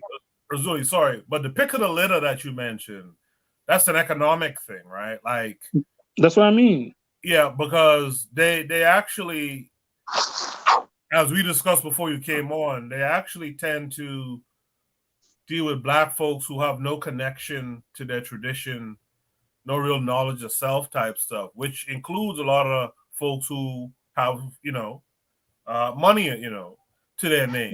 That's what I mean economically. The pick of the litter economically, not for example, like what's the brother name? The one that has a big afro with glasses is always yelling. What's his name? Camus? Cornel West. Cornel West. Cornel West had a freaking master class teaching about black love, and he's married to a white woman. Wait, he's married to a white woman, really? Do the research on him. Do the research on him. Wow. So you mean to tell me, like, that white woman controls him? Like, I don't know. That's awesome. That's awesome, man. I didn't know that. Goku, didn't I tell you that? Cornel West has a master class about black love. Meanwhile, this man, so-called, talk about I'm pro this, pro that. He's dating a white woman. So yeah, I didn't know that. So if you do his girlfriend, I don't know if they got married yet, but I think they got married. She might not be European, but she's like a Middle Eastern European person to me. So I think the mistake we're making is because we feel that a man is educated or a man has money, that he's escaped his own internal pathologies. And I think that when I say pathology, what I mean is that little white supremacists in our brain that we're trying to get rid of. I think that we believe because if we make enough money, or if we educate ourselves, to the highest degree, PhD and over, that we escape that little small thing in our brain that is very self-destructive and it has no knowledge of self. And I think that that's a fallacy. I think that even these people, who we consider to be the best of our race, some of these people are scumbags internally, and these are things that you can't see with your physical eye. And then you see that, and this is the reason why this guy who named Cornel West would have a relationship with a white woman and feel no way about it and see no contradiction, and still discuss black love and see no contradiction, because he is suffering from his own internal pathologies, and we get mystified by the big words they use, or the fact that some of these guys have $60 million in the bank. Some of these men are sick, and sometimes we need to acknowledge these things. You know what I mean? We don't know that because we can't necessarily view it with our physical eye. I think that's the issue sometimes. But it's like a lot of our leaders are like that. Frederick Douglass did that. I agree. They don't escape either. All of them. They don't escape. Ivan Van Fannin, Fannin, Sertima, Diop. Absolutely, they don't escape. And I think that these are internal things that we struggle with, and maybe not everyone, and some of us, even a low man on the street, may be able to escape it, but a wealthy, educated man may not. These are maybe things he internally struggles with on a daily basis. So yeah, brother Bond, this guy's been married 4 times, and if I'm not mistaken, the first wife in '77 was Hilda Huloman. Sounds like a white woman, could be wrong. Ramona Santiago, Eleni Johnnery Amlak, and then Leslie Kotkin. They've all been white. All 4 of his wives have been white. I'm assuming. You talking about who? Cornel West. He can't keep a stable relationship. All of the women, every last one of them, it seems that none of these people was of his race. Think about it now. He's a black man. Probably, I think he was from a struggling ghetto community. Has the ability to go to Harvard University and is educated. No, he wasn't. No, his parents. He comes from a well-to-do family. It says here that he grew up in Sacramento. Man, I'm sorry to say, these West Coast people, like Paul Mooney said, yeah, West Coast people. But he grew up in Sacramento, California. His father was an Air Force administrator, and his mother was a teacher in elementary school. Yeah, and his paternal grandfather was a pastor of the Tulsa Metropolitan Baptist Church. What colleges did he go to? He went to the so-called top universities, creme de la creme of the United States of America. That education is an indoctrination that is the belly of the intellectual beast. So the things that he may have learned in these places may have also been integral in conditioning his mind to where he's obviously struggling. 4 marriages, none of them black women, even though he comes from a black community, a productive people, something is wrong with that picture, brother. So my thing, I'm still trying to understand. So like Diop, so you think the way he put everything out, you think his woman controlled him? Like the Yeah, way, yeah. but Listen, I'm not saying what he put out. I'm saying, look, there's Chinweizu, who's one of the top Pan Africans ever, wrote a book called The Anatomy of Female Power. And in that book, you guys, if you want it, email me. I will send it to you guys. You know, in that book, he basically points out that men have always been manipulated into thinking they control things, and they really don't. Like, if you think about all the things that you say are manly that we do as men, it really is basically stuff that women can do themselves, but they pretend like they can't do it. And, we're conditioned into thinking that's what a real man does, blah, blah, blah. So, I agree with Chinmezu's analysis, right? So when I see, look, Kwame Nkrumah, right? I said this yesterday. Brilliant man. His wife is from Egypt, right? His generation is gone because his grandson is gay. Nothing against the gay people, have no beef with them, right? But his bloodline is effectively cut off. He had no control. So he married the Arab woman, the Egyptian woman, and when you marry these women outside of your culture, even unfortunately, even in your culture, we don't, especially in this country, the Western state, the American state will never let black men have authority in their household, right? So you marry these women, and then you don't have a say in how your children are raised, right? A lot of these guys don't even get to name their children. They don't even get to name their child. No, you're laughing. I'm being honest. Like, I'm sorry to say, I know a lot of men in this country who can't even. Yeah. What's the name you gave your child? Yeah, the mama picked it. What?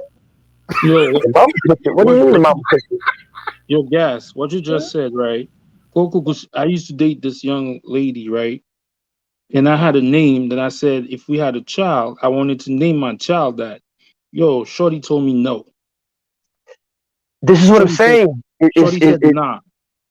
So again, this is what it was. So where's the power? So the early in the point, the brother Touchable was saying, brother Bwana was saying, you know, these women are saying that black men are oppressing them. Black men can't even name their kids in this country. I know a lot of dudes who can't name their children. Yo, brother, gas him up. You know what you just said? Yo, I was watching this African movie, right? It's called Okonolapi or something like that, right? So the man has like 5 wives, right? Yo, you see how they talking about, the women were so unruly. And I'm like, and I'm thinking exactly what you're just saying right now. When did we ever control black women? But the movie's like a period piece. So it's taking place back in the days, right? And I'm looking at these women. Yes, he has multiple wives, but the man has no control over nothing. So maybe I understand what you're saying.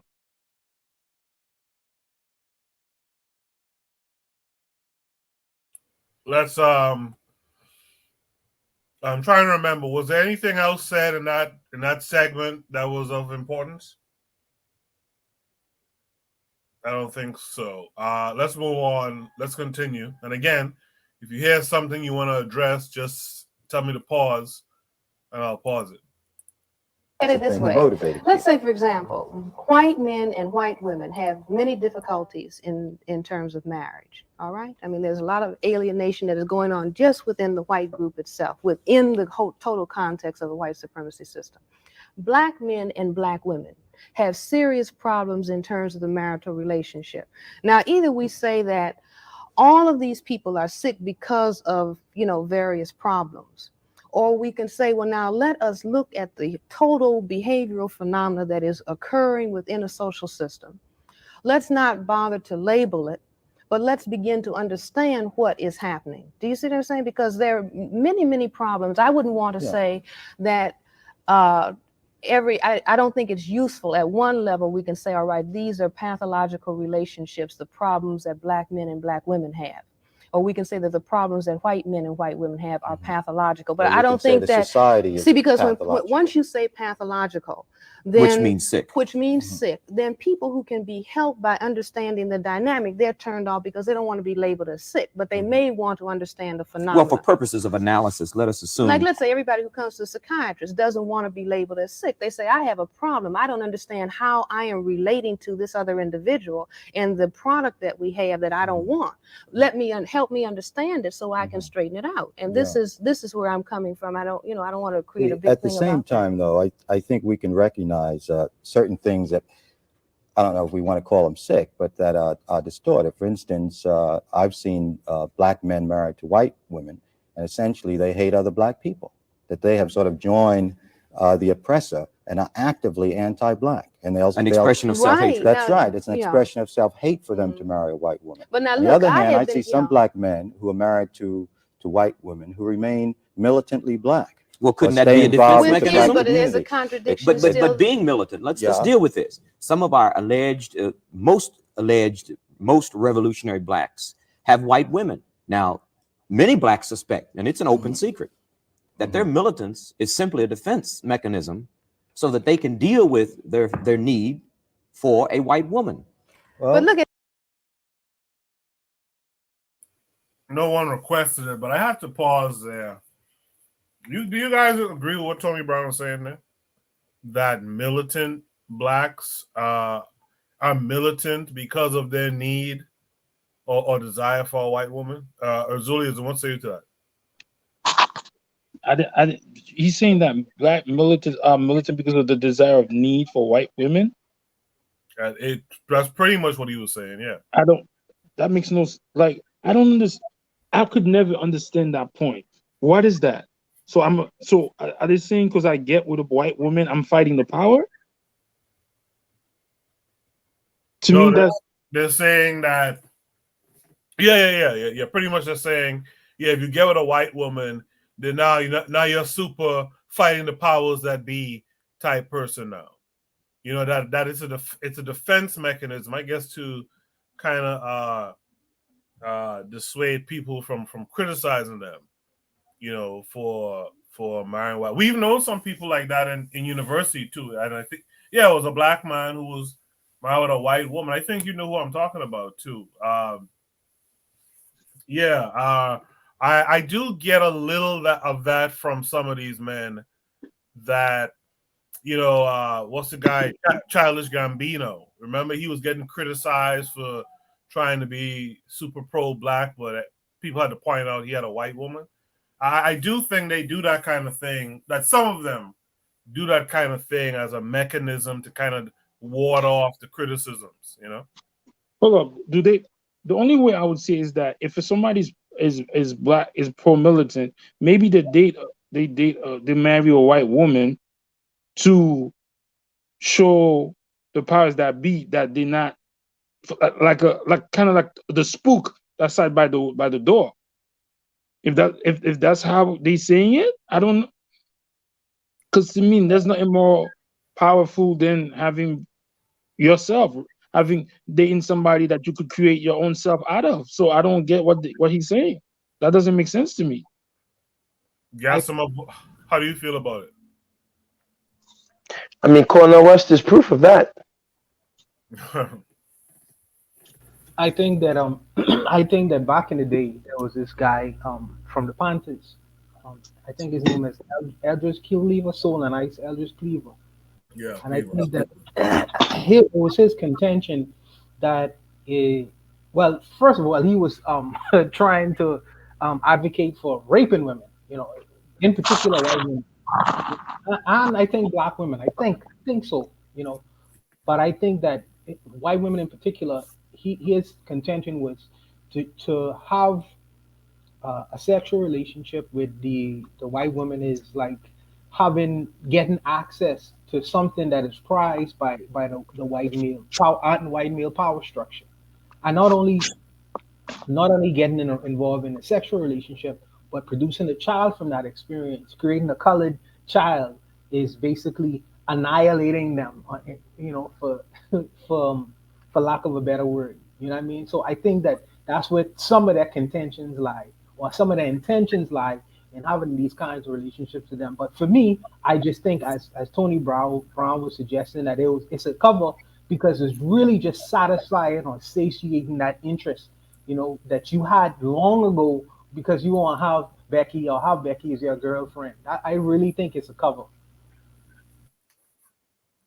Kevin Garrett? Yeah, to me that's an oxymoron. Why would I want to fight you, destroy your system or whatever, and come marry a woman? I got my own women. Why would I? Why? What? That woman is the last thing in my mind to be fighting for it. No. All right, I'll pass the mic. I appreciate that. Was there anything else said in this segment that stood out to you guys? If not, let me continue the video. Look at it this way. Many of those so-called militants who are married to white women, I think it's because of the way that they have defined the problem for themselves. Many black people who a white person will say, well, that person is militant because the person happens to be saying black power. They are not really talking about the overthrow of white supremacy. They're talking about workers of the world unite, maybe. Do you see what I'm saying? But because they are black, they're saying, well, okay, I'm saying in terms of a whole humanistic struggle. They are talking, right. Do you see what I'm saying? So they don't perceive integration. I think, but they don't perceive a contradiction, because the whole struggle of black people until recently has been defined as trying to get we want to become a part of the society, as though it is possible for people of color to become a part of the society. Now, some black behavioral scientists are saying, on the basis of having made an analysis that the system is one of white supremacy, in which none of the non-white people in the entire world, who happen to make up 9/10 of the total world population, none of the non-white people can actually integrate into the system of white supremacy, because it is just that, maintaining white supremacy. Okay, so now within that context, then some black people are rethinking the position in terms of, now, if I am talking about the overthrow of white supremacy as a system worldwide, then what does it mean for me to not only marry, but for me to have sexual relationships with a person who, whether they are willing or not, are participating in the maintenance of white supremacy? And some of us are taking the position that if a white person really says that they like a black person or a non-white person, then they will abstain from sex and they will abstain from marriage, because they perceive also their position within the white supremacy context is, as long as we have a system of white supremacy, then white people, when they relate to non-white people, are relating at a level of unequals. And until it's equalized, then something else is happening. Do you see what I'm saying? In other words, the non-white person who is in bed with a white person, thinking that they are bringing about a humanistic union, are really bringing about their further subjugation, because they are thinking in the act of sex that now we are one and now we are equal. And so when you find that those people who are in bed with white people, when they get out, like you said, they are negative, and you can make a diagnosis.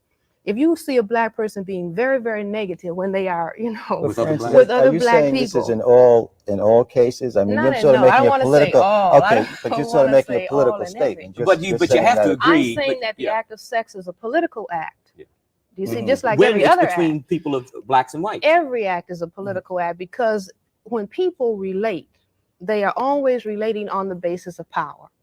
Do you see what I'm saying? Whether they are aware of that or not, you can never get away from that. And so even when people of different colors are relating, the question of power is brought into play. For example, the French, in terms of maintaining colonial domination in Africa, Arnold Toynbee has written about this, that they made it a policy, if the black man, you send him to the, the African who's in a colony, you give him a high school education and send him on to the university in Paris. He comes back and he says, all right, now I'm a Frenchman and I want to be free. I'm educated. I know as much as a colonizer. I want to be free. That you can cool him out by giving him a white woman.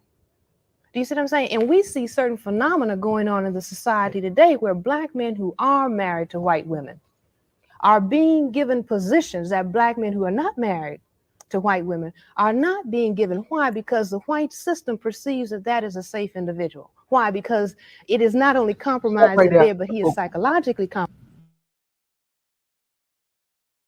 So now, remember now, this video was in the 70s.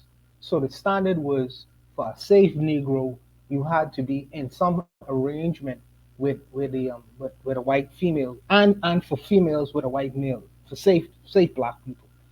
Now that arrangement has changed, because the stakes have gotten higher for this level of equality, whatever arrangement these people set around the world. Now your partner not only must be a white person, but they must be a same gendered person. So now to get in these top positions, Don Lemon, etc., etc., etc., you must have a white husband, and for some black people, you must have a white female partner. So the game has changed. It's escalated a little bit because the stakes are higher. So now they put this other obstacle on the board, which is your mate. Not only do they have to be white, but they also have to be of the same sex. So I just wanted to point that out. No, that's a good catch. You're right. That is raising the stakes. You have to put more skin in the game now than before. That's a good catch. Does anyone want to comment to that? Okay, let's continue with the video. And again, if you see something that you want to comment to, just tell me on the microphone. Just tell me, pause right here. And once I pause it, you could just go into what it is you want to say. Compromise. I mean, anytime you get in bed with someone, sex is a very profound human act.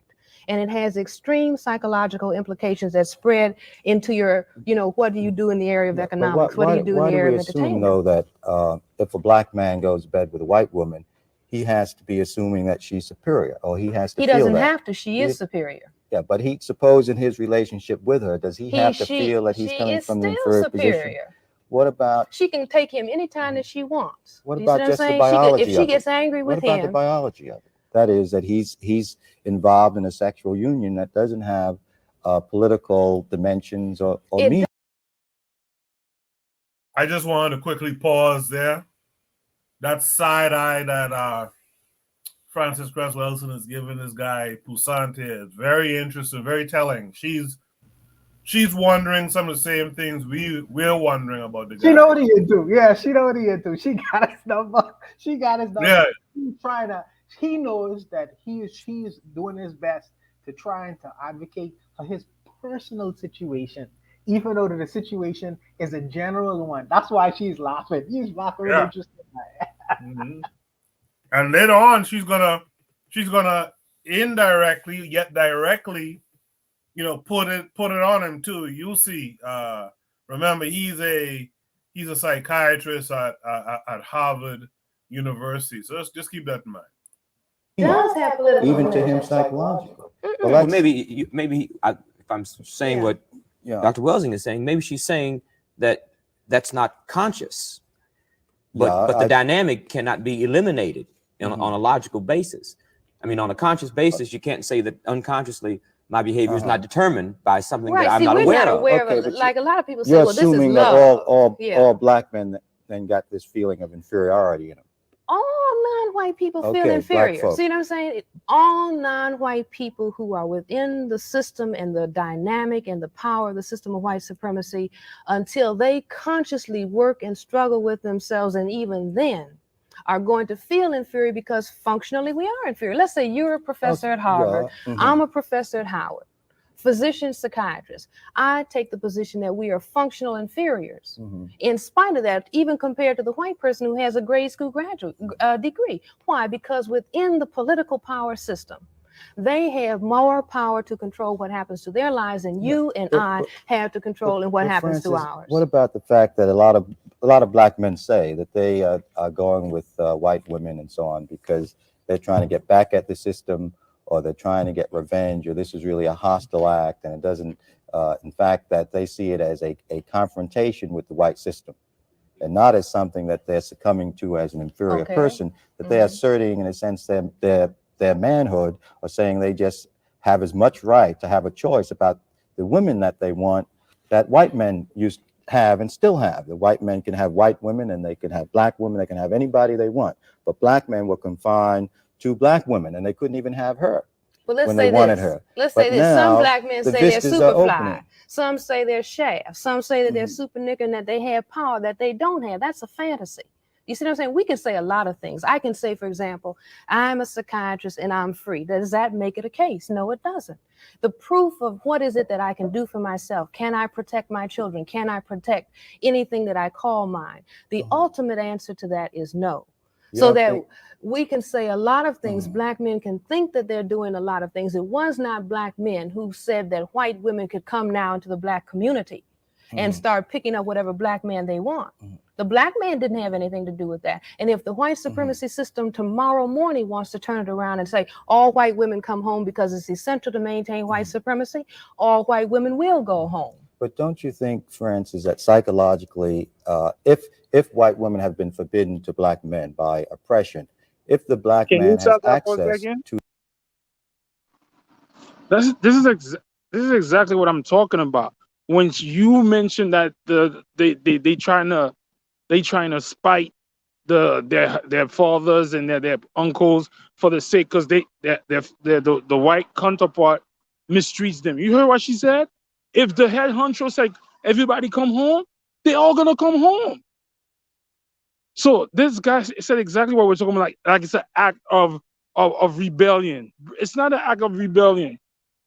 I could never understand how you saying that, oh, I'm fighting white supremacy or racism by dating and having sex with white women. I don't get that. And she said it. It's so sad that a sister is thinking like that, and a man is going the other way around to sugarcoat his weakness. Like, I don't get that. But Zuli, if you think about the act of sex itself, right? The act of sex itself is an act of domination and submission. Okay?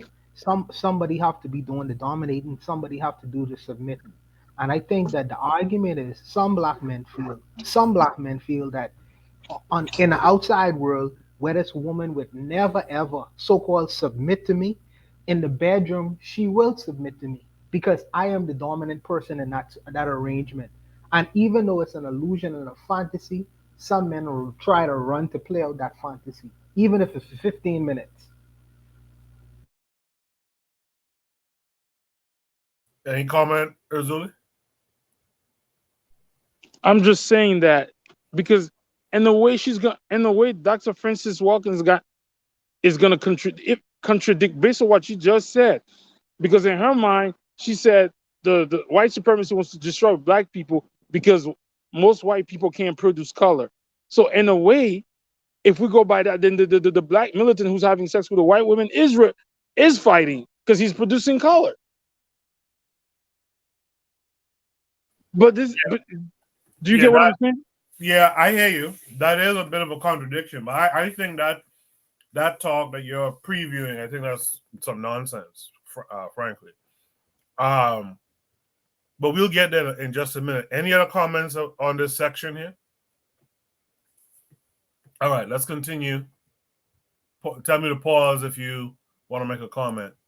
To the white woman, that will make them feel more psychologically free. It will fool them more. Let's say, for example, if you tell me, for instance, he said psychologically free. Well, that's not, well, wait a minute. He didn't say functionally free. No, it's a fantasy, and then it's a psychosis.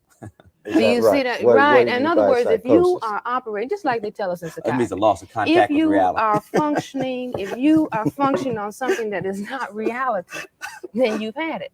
Well, okay. Now, but this is something that the white supremacy system understands. You see what I'm saying? They understand. Well, now we programmed these victims to feel that if they get a white woman, they will have it. Like a black cat told me who was graduating from graduate school at Harvard, that marrying a white woman was a part of the Harvard degree. In other words, I'm really in. Yeah, that was the diss that I was talking about earlier, because he's a Harvard guy. She's just kind of hitting him up right now. So yeah. See what I'm saying? All right. Ascending upward all right. Now the system has programmed us to think that, just like it programs a black woman to say, all right, if you have a white man, that really means that you were in. Nonsense. Do you see what I'm saying? Because white supremacy is going on. And white supremacy will go on and victimize your children and your offspring is irrespective of what you were doing in your bedroom activity. And the white supremacy system further would like the non-white and the black man to think that his phallus or his penis, if you will, is equal to an M16 rifle, which is what he maintains power with. But Francis, you don't think it's possible for a white woman and a black man to be involved in a relationship as individuals without all of this stuff? No more than it is for a black man and a black woman to think that they have got all these things. We don't know. In other words, when the black man and the black woman decide that they are in love, you know, all those feelings that we call love. What we call love is just that historic programming, you know, what parent we were tied to and whatever dynamic was going on. And then we go and pick somebody who turns on those same feelings. And we call those feelings love. But that doesn't, just because we call it love and then glorify it, doesn't mean that we cannot understand how those feelings got programmed in that way. And so a black man and a black woman, particular people who've had particular experiences, meet on a sunny day and they say, we are in love and we want to go off and get married, as though white supremacy as a major dynamic in the world has disappeared. Oh no. But we don't have proof that most black men are programmed that way. Do we have 9/10 of the people in the world controlled by white supremacy? But we don't have proof that the black man is programmed. What does that mean? That is, we don't have the statistics to validate black men all wanting to rush after white women. Wait a minute, let's be honest. Yeah, can you hear me? Yeah, go ahead.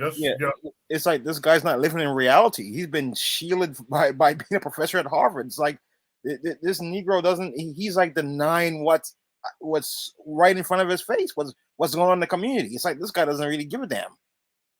Not pass. I don't think he doesn't give a damn. I think he wants to say, like, genuinely.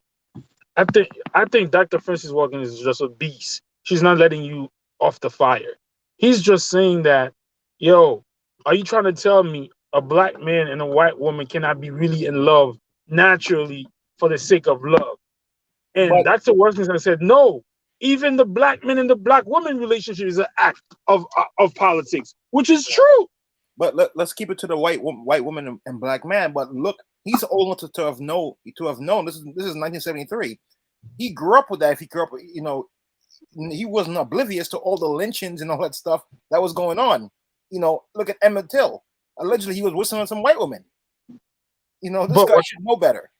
But this guy is part of the talented 10th. He's at Harvard. He's arrived. He like my man Jay-Z said, I'm not black, I'm OJ. He's saying, I'm not black, I'm Harvard. Like, I don't go by the same thing you go to. And he doesn't want to believe it until something happens to him. So Dr. Francis is like, nah, bro. Everything that we do is politically motivated. Maybe you're not aware of it consciously, but subconsciously, everything is politically. That's what I'm saying. But I think he speaks like that because I bet he's probably dated a couple of Caucasian women or whatever, and he's trying to rationalize it in his mind.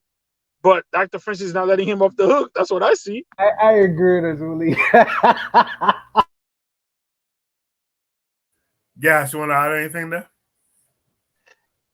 Yeah, I find it interesting that, you know, he's basically what we said earlier.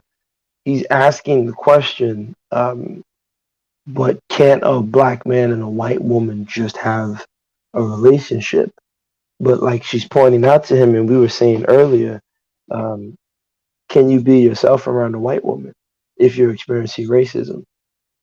You know, so, but again, hey, listen, man, one of the, I was doing some research, one of the alien people who claim they were abducted by aliens, the granddaughter is a UFC fighter, something Hill, I forgot her last name, but her grandfather was married to a white woman, I believe in Connecticut or one of those states.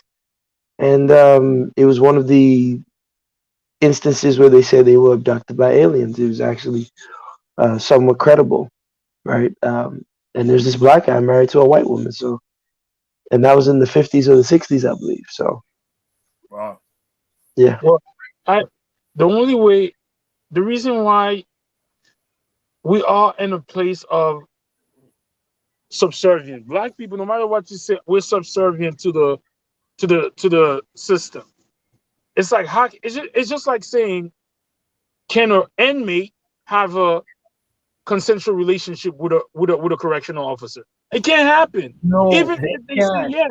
You can't. Yes, sir. Go ahead, Azuli.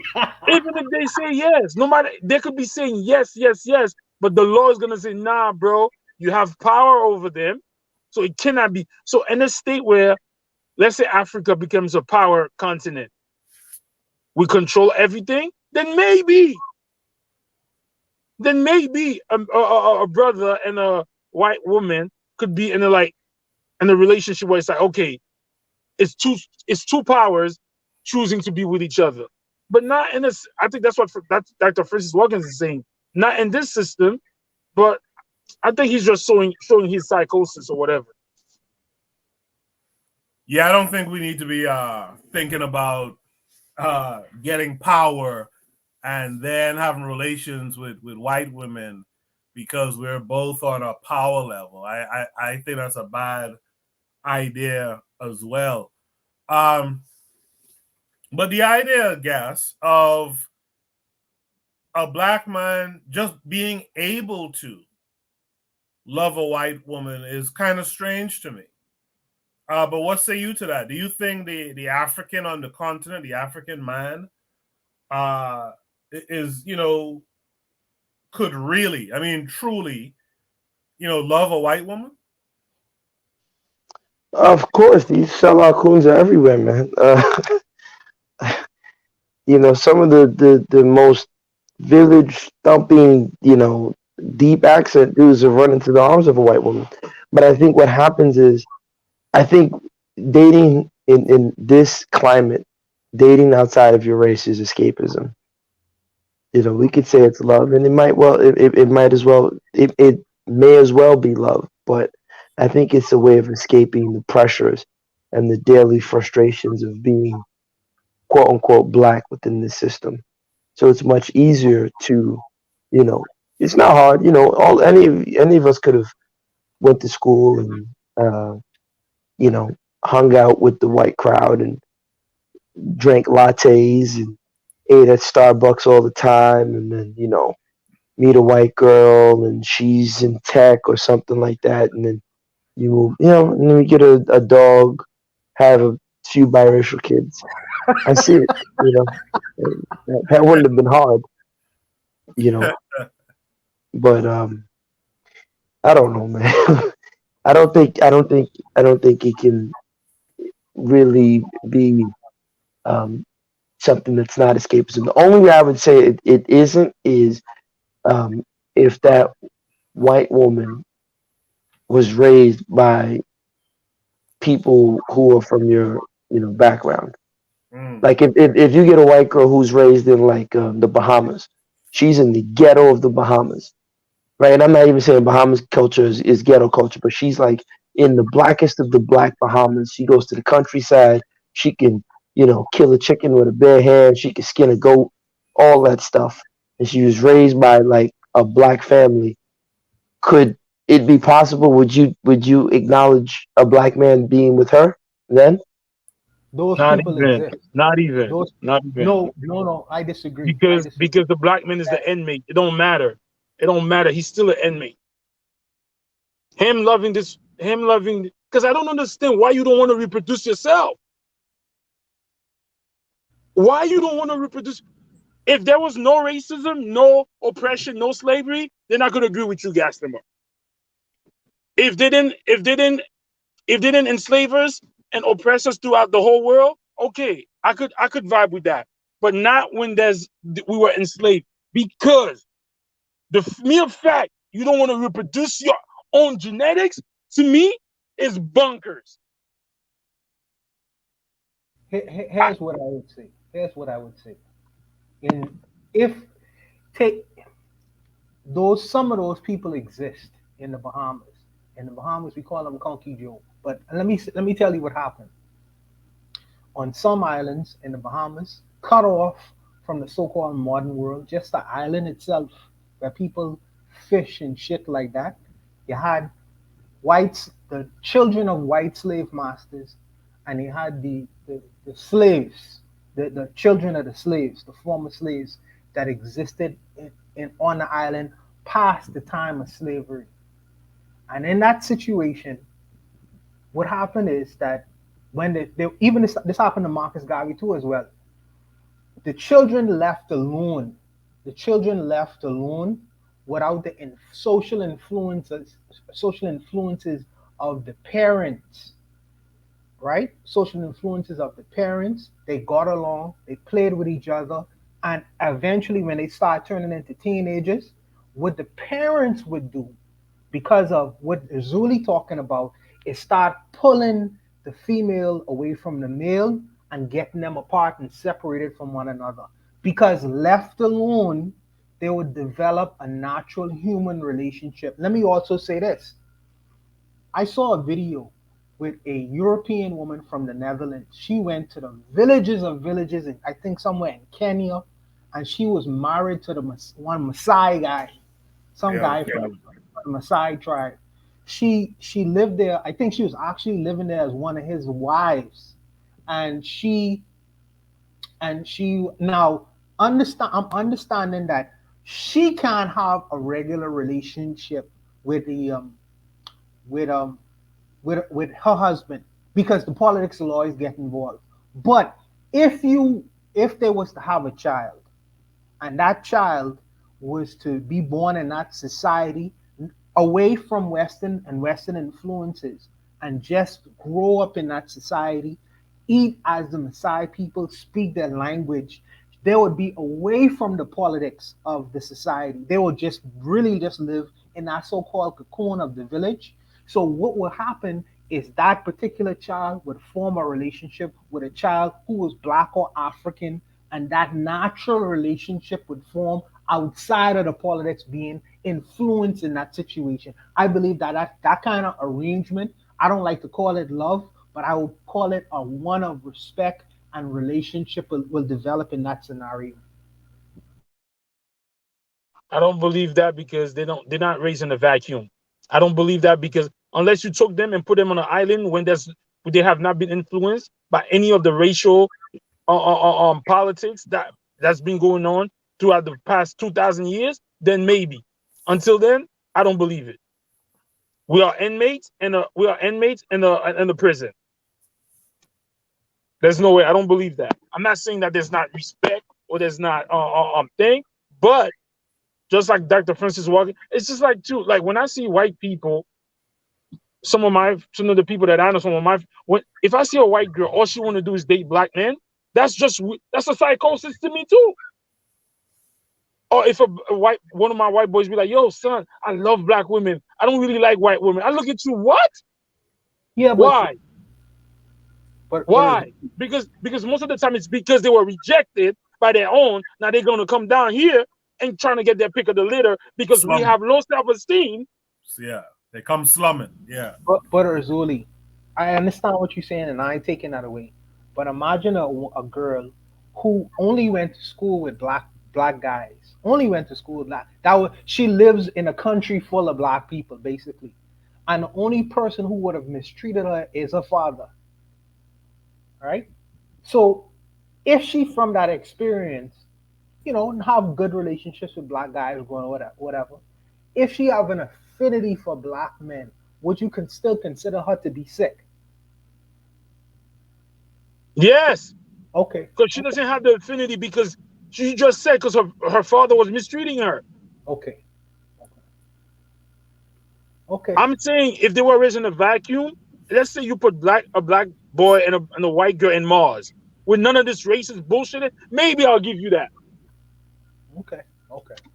That's what I'm saying. I'm saying there's too much. Natural. I'm saying there's too much things going on this earth for me to say that, it's going to be just natural. Okay. I hear that. Anyone else want to add a comment here? All right, let's continue. I agree with Azuli. It doesn't matter where you put it. In this time and age, man, yeah, there's news everywhere. You can read about the history. eventually she's gonna her thing's gonna start to kick in. Like, yo, I'm surrounded by all. She can love us all she wants. Let something bad happen. Watch how quick she turns. But y'all talking about the influence of the politics are going on around. Even though Buana was saying remove that, but you really can't. I do think that I do believe that there would be a natural thing within a people to like or love those that look like yourself. I think it'd be strange to go and step out and fall for something foreign like that. I mean, no one else here feels that way. Because let's look at. Wait, can I add something real quick? Go ahead. For you, Mr. Touchable, what if you put a baby hawk or a baby falcon and you put a baby pigeon together? Yeah, they'll grow up together. Eventually, that falcon or that hawk's gonna kill that pigeon. Yeah. So hold on, though, brothers. I kind of disagree with the brothers on this. So wait, you said a hawk won't kill that pigeon? No, but that I disagree with you. I don't think it would if they grow up together. Go ahead, Azul. Go ahead. Go ahead. I'll go after you, bro. Go ahead. No. What I'm saying is, let's, for instance, put this in a scenario where a white child is adopted by a black mother. So are y'all telling me that when the child grows up into adulthood, she's gonna despise her black adopted mother? She's gonna find have no affinity for her black adopted mother. That's what you're telling me? She's gonna find her tribe. Okay. I'm not saying she won't have no feelings or no connection to the black mother, but she's gonna want to. The nature of these things is that you will wonder who is your tribe really, and you will go try to seek out, your people. That is just natural. There's something natural about it. So can I ask you guys a question? Let me ask Azuli something very quickly. Azuli, if I take a little white girl from Sweden or Nebraska, she's 2 years old. I drop her in the middle of Cité Soleil in Haiti. That's one of the hoods, right? In Haiti, it's one of the ghettos out there, right? Yeah. And she has no access to white people other than what she sees on TV. And she's raised in Cité Soleil from age 2 to age 31. Are you telling me that this 2 to 31-year-old woman who's probably going to have children with a Haitian man, that the minute I take her back to Sweden and she says, okay, I found my Swedish roots, she's just all of a sudden going to drop everything that she learned in Haiti and become this, Swedish woman again? Like, is that what you're saying? No, I'm not. No, that's not what I'm saying. I'm not saying. It depends. Is there a war? Is there a gun to her head? I mean, if everything is smooth, she probably will not. Because at the end of the day, she was raised around Black Haitians since she was 2. But guess what, though? When she's being raised in the middle of Haitians, right? Are the Haitian people that have psychosis? They're gonna treat her like she's better than them. Yeah, even if they do, but wait, hold on, tell me. I'm not saying that she has money. I'm saying I'm dropping her in the middle of Cité Soleil because genetically, in Cité Soleil, they think the white skin is better than the black skin. That's okay. That's gonna happen. That's okay. We're not upset at that. That's gonna happen. Right? That's par for the course. The lighter skin, unfortunately, in some instances, are treated better. But what I'm saying is that, are you telling me that Haitian? No, that's him up. Yeah, go ahead. I can't. You're right. I can't say she's gonna turn against. I can't say that. Because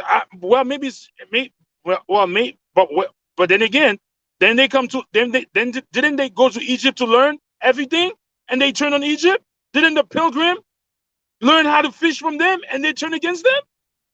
Yeah, but there's a difference between learning and being immersed and raised in a culture, right? Like, this is what I'm trying to say. It's like, if like, sometimes blood is thicker than water, right? I do think blood is thicker than water a lot of times, but then sometimes, you can have someone who's your half brother or half sister, and if you didn't grow up with them, you guys aren't going to have anything in common.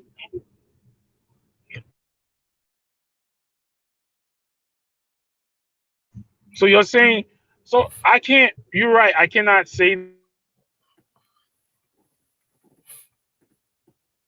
Azuli, are you there? Azuli's sound cut out, it seems. That from the age of 2 to 5. But it's I don't know. I can't call it. I can't. Go ahead. Azuli, repeat what you said, because you had cut out there for a few seconds. So repeat that statement. I said I cannot say that if they were raised around us from 2 to 31 or whatever, that if they go back to Sweden, that they'll be like, oh, I'm not messing with these people again, because I'm putting myself in that girl's place, because I'm being like, if I was raised by a Jamaican family and then I got reunited with my Haitian family, would I be like, oh, I'm not fucking with Jamaicans no more? No. That's what I'm saying, and that's what would happen. Like, we're talking about complete immersion, not like, oh, the white girl still has access to her family, right? Or someone still sending her money. I'm saying like she's taken from Sweden or Nebraska and raised entirely from age 1 until she's 35 in Cité Soleil. By that time, she would have had 2 babies by a Haitian man. So even by the time I take her back to Nebraska, yeah, they might say, oh, you're white, and she might change because there is, if she can find a way to benefit, right? But a lot of her manners is going to take time, before she'll blend back into whiteness. That's all I'm saying. But what I'm saying is, gas him up, is that if that 2-year-old, blonde eyes, blonde hair, blue eyes, she will be revered at Cité Soleil, and she will also be raised with. She will know that, even though she's not. What? She'll know she's different. And better, because the people around her, the black people around her, will treat her better than they treat their own people. And that's my thing. My thing is, if you are in a situation like that, where you will know that you're different, regardless of how immersed you get, you'll always still know I am different. It's not to say that you'll fall out of love with or interest or care or whatever with those folks who raised you, but you will be wondering and searching for, like, where am I from? Who are my people? Where is my tribe? You know what I mean? Like, we got to be real about that. There's something natural, I believe, that you're supposed to search out your own. There's just something about that. Does anyone want to add anything else? Go ahead. No, but cool. Even if you have this longing to find people who look like you, because it's not going to be a cultural thing, If you find a group of people, let's say an Asian woman, because I saw one on this same YouTube, this Asian woman was adopted by her black parents, and she, like you say, have this question in her mind: the people who I grew up around don't look like me. Let me find my people. So the Asian girl goes to China and sees the culture of China, Japanese culture, whatever. Do you feel like in that scenario she will feel like she belongs because because they look like her? Because the culture, her mindset is going to be completely different. She would feel more comfortable in the South Carolina with her black mom and her black brothers and sisters, as opposed to in Asia with people who look just like her, because she is conditioned differently. She won't be able. I think, Brother Vaughn, I think it depends. Talk about it. Brother Vaughn, I think it depends, though. I think I understand what Koku and Urzuli is saying. With whiteness is a very strong co-opting force, right? Because it took Italians and it made them white. It took Irish and it made them white. Whiteness is a very powerful force. And so it can definitely take that white girl who's been raised Haitian or Jamaican her whole life and bring her to the other side. Does that make sense, Brother Bonham? Well, I understand. I understand completely what you're saying. I understand that her.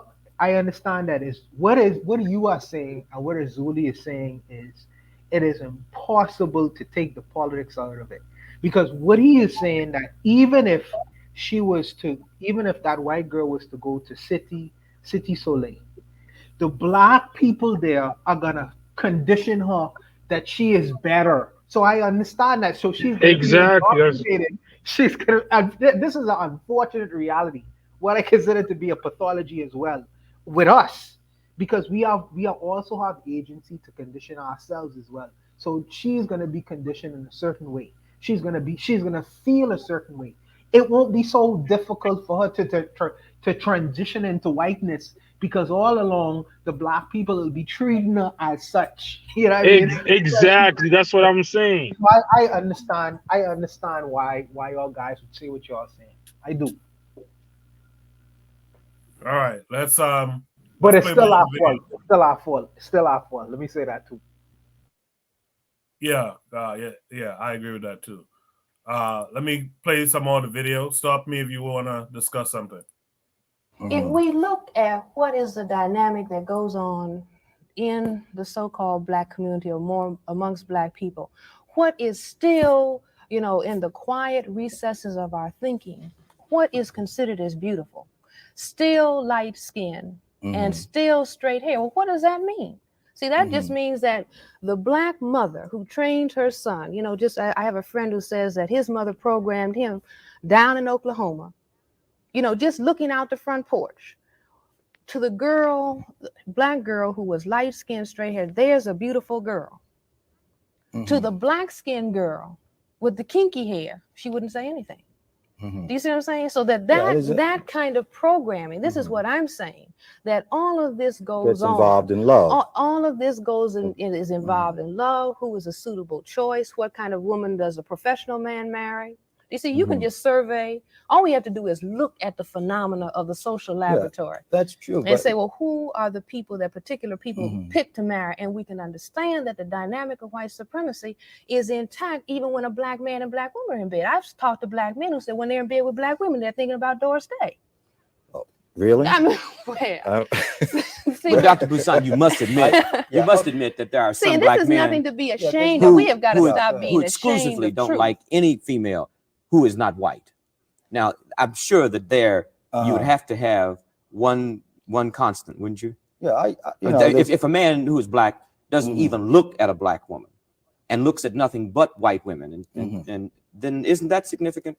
I mean, wouldn't that be significant enough to be a non-generalization? Significant, but see, I don't know if we can relate it all as clearly to sort of political, the white supremacy. For instance, let me take it down to a personal level. Suppose something is operating like the black man and his relationship to his black mother or to his black father, where he develops blocks against black women, and then he generalizes it all to other black women, and then he gets involved with a white woman.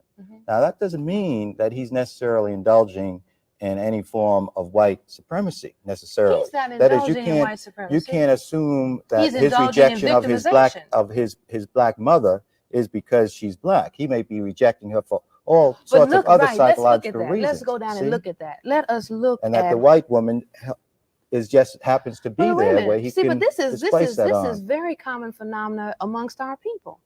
May I interrupt you? We're going to continue this next week, and we don't want to lose it. Next week, we're going to continue part 2 of Black Man, White Woman. And a couple of things we're going to discuss with our same panelists will be why so many prominent blacks marry white men and why so many prominent black females in particular marry white men. Before we make that move over there, was there anything in that last segment that you guys found interesting? Nothing. She's a very beautiful woman. She's very beautiful in my opinion, very attractive. I was thinking the same. And I don't know. Was she ever married? I was thinking the same thing. I was like, God. Only thing is, and I'm going to be the patriarch. I know the women are going to hate this. She do talk a little bit much, you know what I'm saying? Nah, man. Hey, Hey, it is what it is. Nah.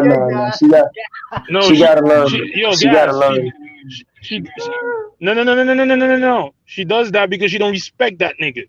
That's why. I was going to say that. Talking Yeah. like that because she don't respect it. She would not do that to Malcolm X.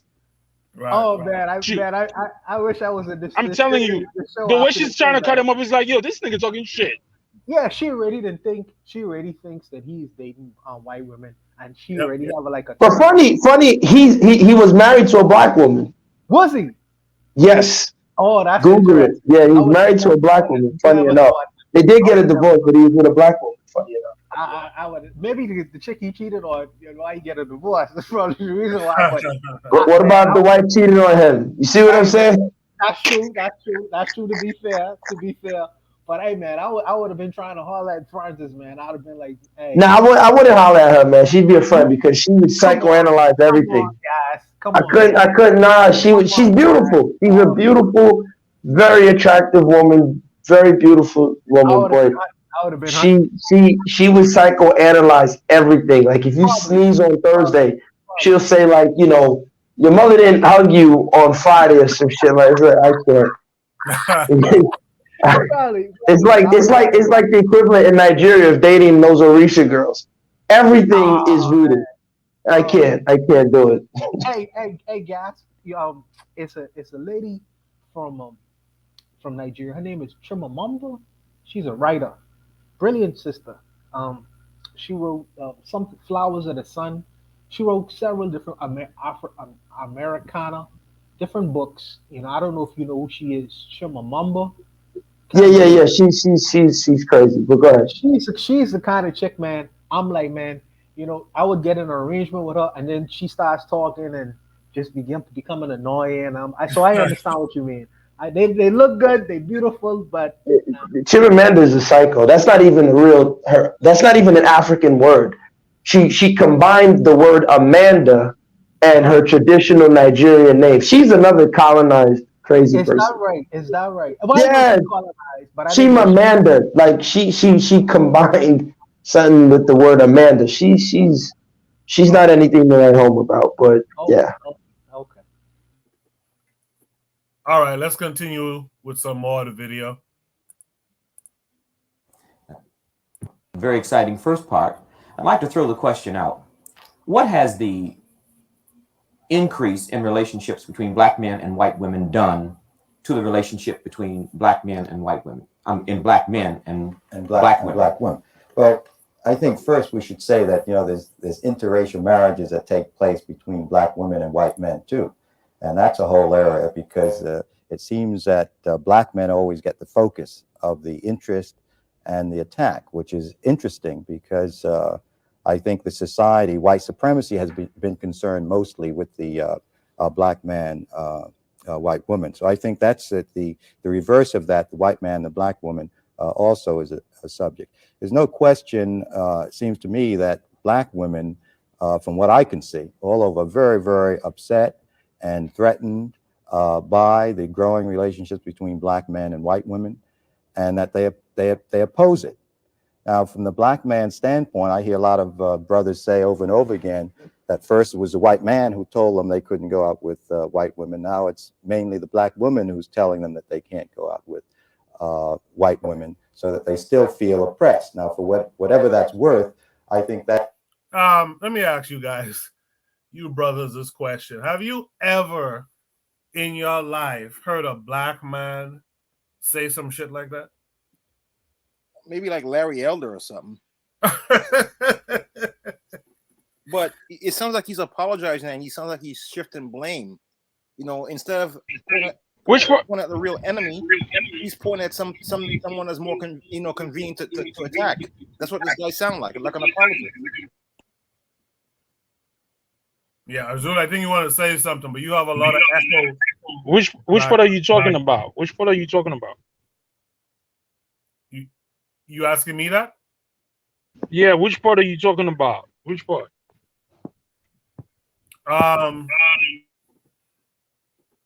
You kind of threw me off with the question now. I'm talking about the part. Damn it! Now I forgot what I was talking about. You said, have we ever heard? Because he said two things.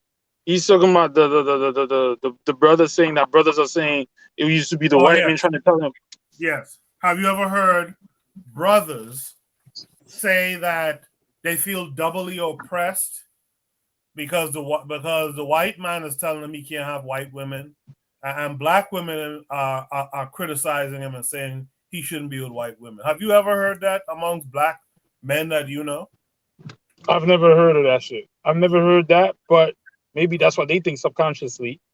Never heard of that, and I've never heard any of my boys who date white women. I've never heard that. What they would say is that we're not mad at you when y'all get yourself a child. Why you mad at us because we got ourselves a Becky? I've heard that. Okay. But one thing I would like. Go ahead. Yes, is that something you've heard from African men before? That they feel doubly oppressed? Your mic is muted if you're there. I don't, personally, I don't really know what these guys, the doubly oppressed thing, again, it's escapism for me when I hear people talk like that. Because it's hard to be, who we are in this country and this system. It's not easy. It is a fight every day. We got to fight and watch what we say so we don't lose our jobs. We got to pay the bills. We got to do. It's not an easy thing to be a black man or to be, black in this country, in this world. So, when he's saying doubly oppressed, I guess to me it's kind of like he's trying to use the feminist argument to say I'm also oppressed, which might be the case in his position. I don't know. I try not. I've learned not to just outrightly dismiss people's perception because I really want anyone to do that to myself. But yeah, I don't agree with it. I think that but I don't know if we will. I don't know if we'll talk about it later. But especially in the modern context, more black women are stepping out than black men. Yeah, that can come up in the future because this report is kind of alluding to that before this decade of 63 to 73, that the stats were that it was more black women with white men than black men, white women. So yeah, we could talk about that too. But what I do want to say is that I don't like the way I like the first part that he said. People forget that the Lovings, it was the white man and the black woman that went to get the rights to date each other. It wasn't the other way around. Right. I don't like when they keep saying, but when you look, even if it's by default, because we couldn't go, it was the black woman, and I feel like Dr. Frances Watkins was a little bit disingenuous in this part. She could have been like, no, because she knows what happened. The Lovings, it was the white man and his black wife who went and forced the hand of the Supreme Court to be able for them to get married. But they're quick to say it was the black man. So that report, I'm glad that he checked them on that part because they always want to quick to say it's the brothers. No, the black woman and the Lovings were a white interracial couple who went and trying to be able to get married legally. I would say this. I think that the black female and the white male dynamic is a relationship that is almost expected in what she defines as this racialized system. And I think that relationship is an old one. The idea of they have this idea of the arrangement of the black male, even in slavery, so-called slavery times, when black females was having children with their white slave masters, and the idea is that relationship was fostered through force.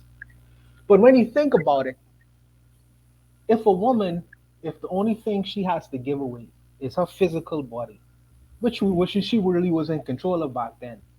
But you had some people on, you know what I mean? Some women would have traded that resource for the trinkets or all of the things that she would have been able to acquire or put into her advantage in having that kind of personal relationship on the plantation.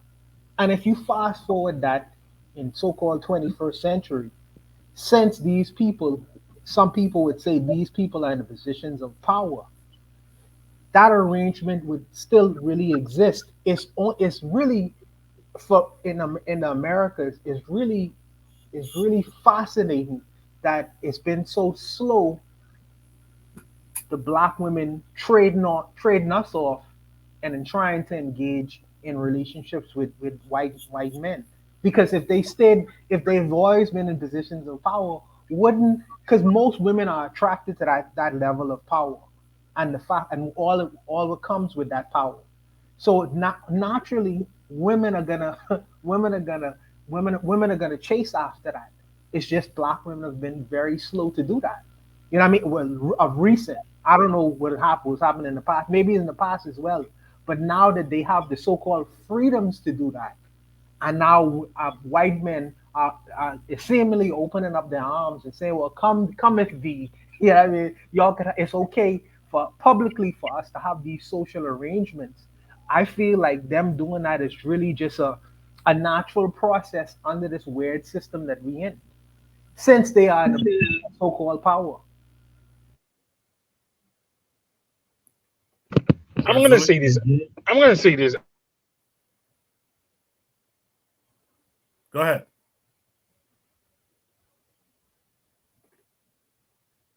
Zuli, we lost your I think sound. it's really a myth to say that black men, because a black woman.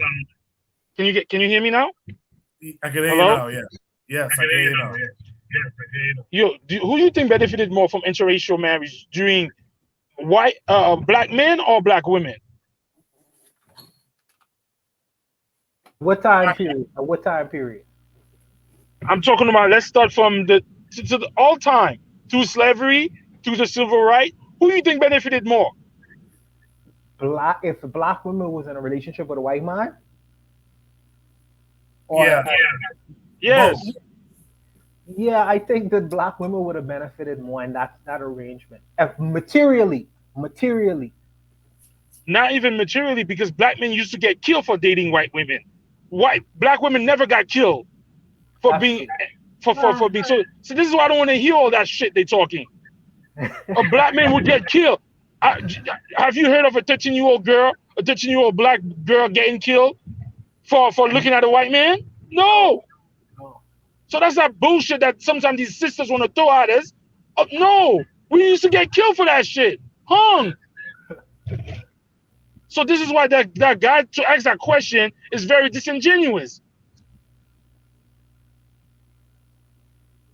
Anyone else want to add some thoughts to that? All right. If not, let's go. Let's continue. Let's continue with the video.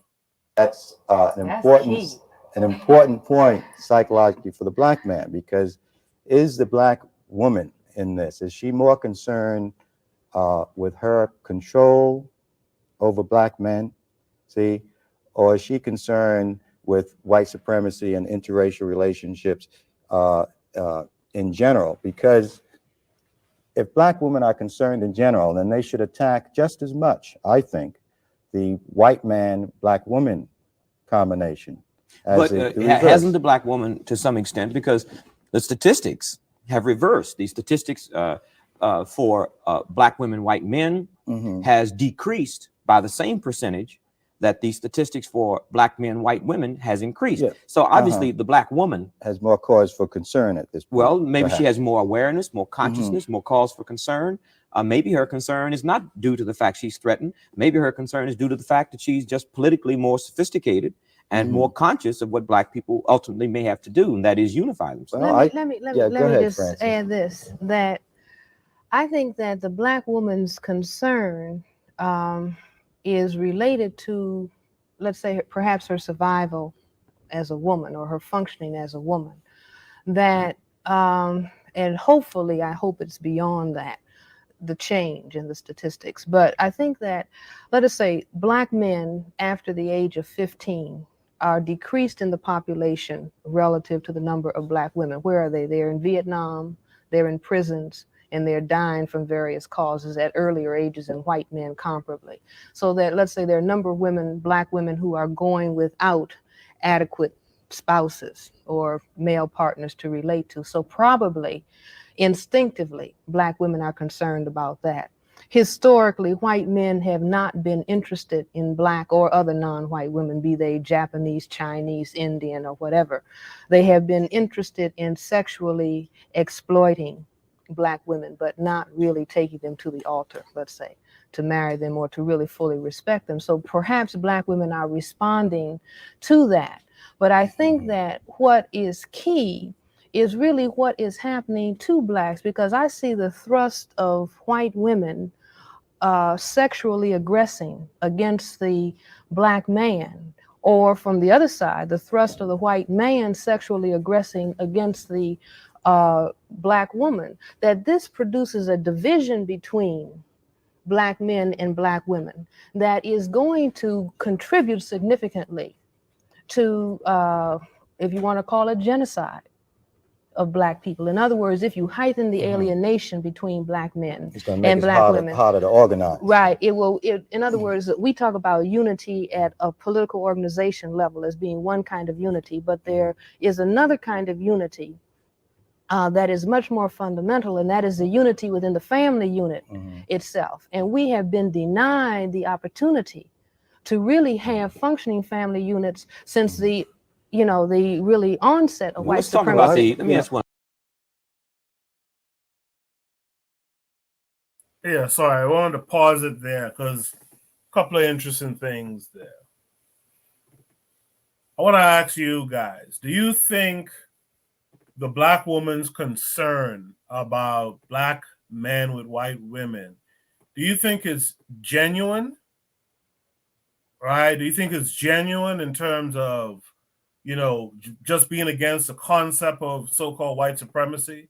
Or is it ingenuine and it's just really about they want to be able to maintain their function as a woman, right? And what that really means, right? To be taken care of and whatnot. Is it about one or the other? I'll start with Gaston up on that one.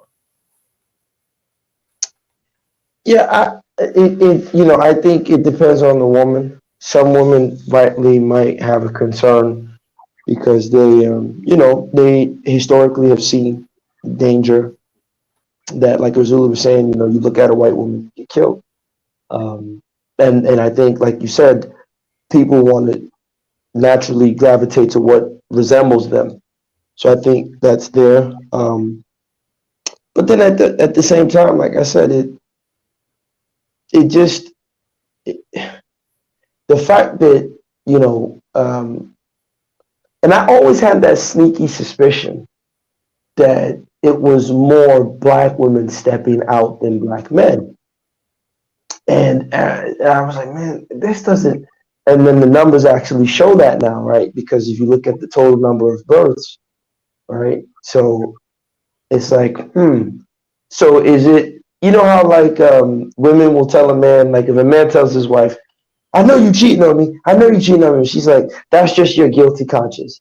No. You just saying that because you the one out there cheating. And the man will shut up. Could it possibly be that some of those women are just, expressing their secret lust for, Braun Strowman?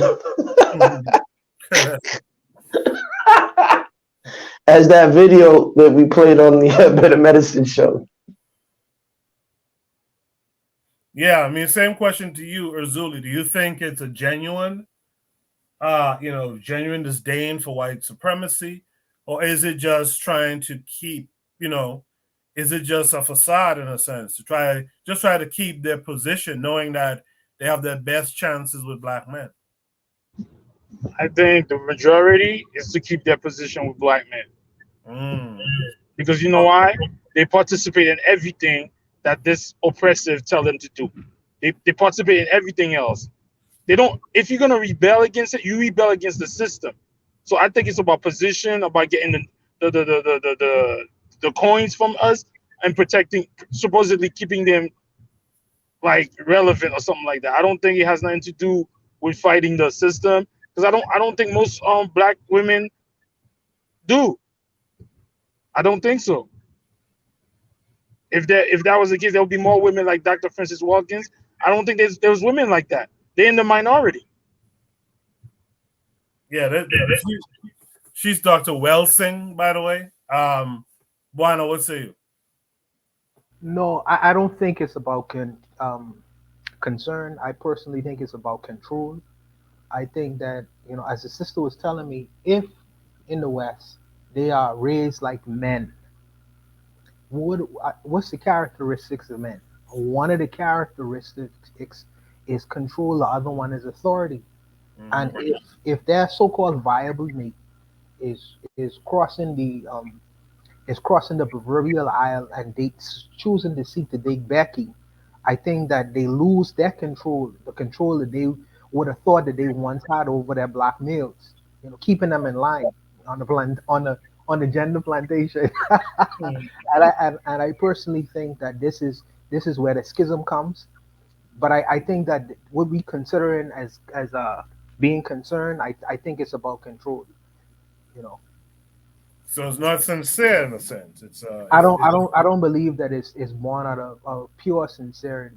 Right. I'm more concerned or the idea of trying to keep the family together and refute this idea of white supremacy, because like Arzuli was suggesting, not all let me make that caveat, but many black women are collaborators big time. It's this so-called system of white supremacy, and so are black men as well. But I think it's just a matter of control.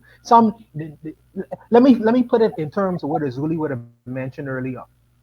If the prisoner was to see another prisoner getting some kind of social advantage over him, what is he gonna do? He's gonna go to the CEO and say, "Hey, look over there. That guy is eating a extra piece of bread, and he ain't supposed to eat that extra piece of bread. He's a slave, he's a prisoner just like me." Yeah, I mean, so I think that it's not. That kind of analogy is not necessarily pointing to a level of control, but it's just like keeping the plantation as it is. You stay in your place, and I'ma stay in my place. You know what I mean? But we ain't gonna never. If it means you climbing out of this crab barrel, all of us could be in this crab barrel together forever. If I have to snitch on you and make your situation uncomfortable, you are not gonna get any kind of advantages or any kind of head steps. You know what I mean? In this situation, we're gonna remain together on this plantation. I'll stop there. Yeah, that's a cool game. That's a cool game. Kevin Carre, do you think the game is that cool, like as Bwana Hagaziki said? Well, I must say, I don't speak in absolutes, but I believe it's a small minority of our women that would love to do that. Yeah, I would say what journalism and Mr. Touchwood just said. Sometimes it's about control. Like I said earlier, when I used to go around, I used to compliment the black women, by themselves or with a group of other black women, they'll take the compliment. But as soon as I complimented the black girl that's hanging with her white friends, it was like this standoffness, like I'm the enemy, and it's like they're being manipulated and they don't see it, but they would rather take the side of the enemy, But I would say it's more about control, man. Razuli, I think you want to add something. Yeah, I was gonna say that I think we've been lied to say that we were the most dating out of our race, but in the end they would benefit more even through slavery, because if you're a master's plaything, you get trinkets. So they've been making it for years, centuries, say black men is the one doing this and that and the third, and at the end of the day, I just feel like I don't think so. It's just that during those days, I'm not trying to play our sisters, but maybe it's a lie, but they said statistically, black women are the least attractive to them.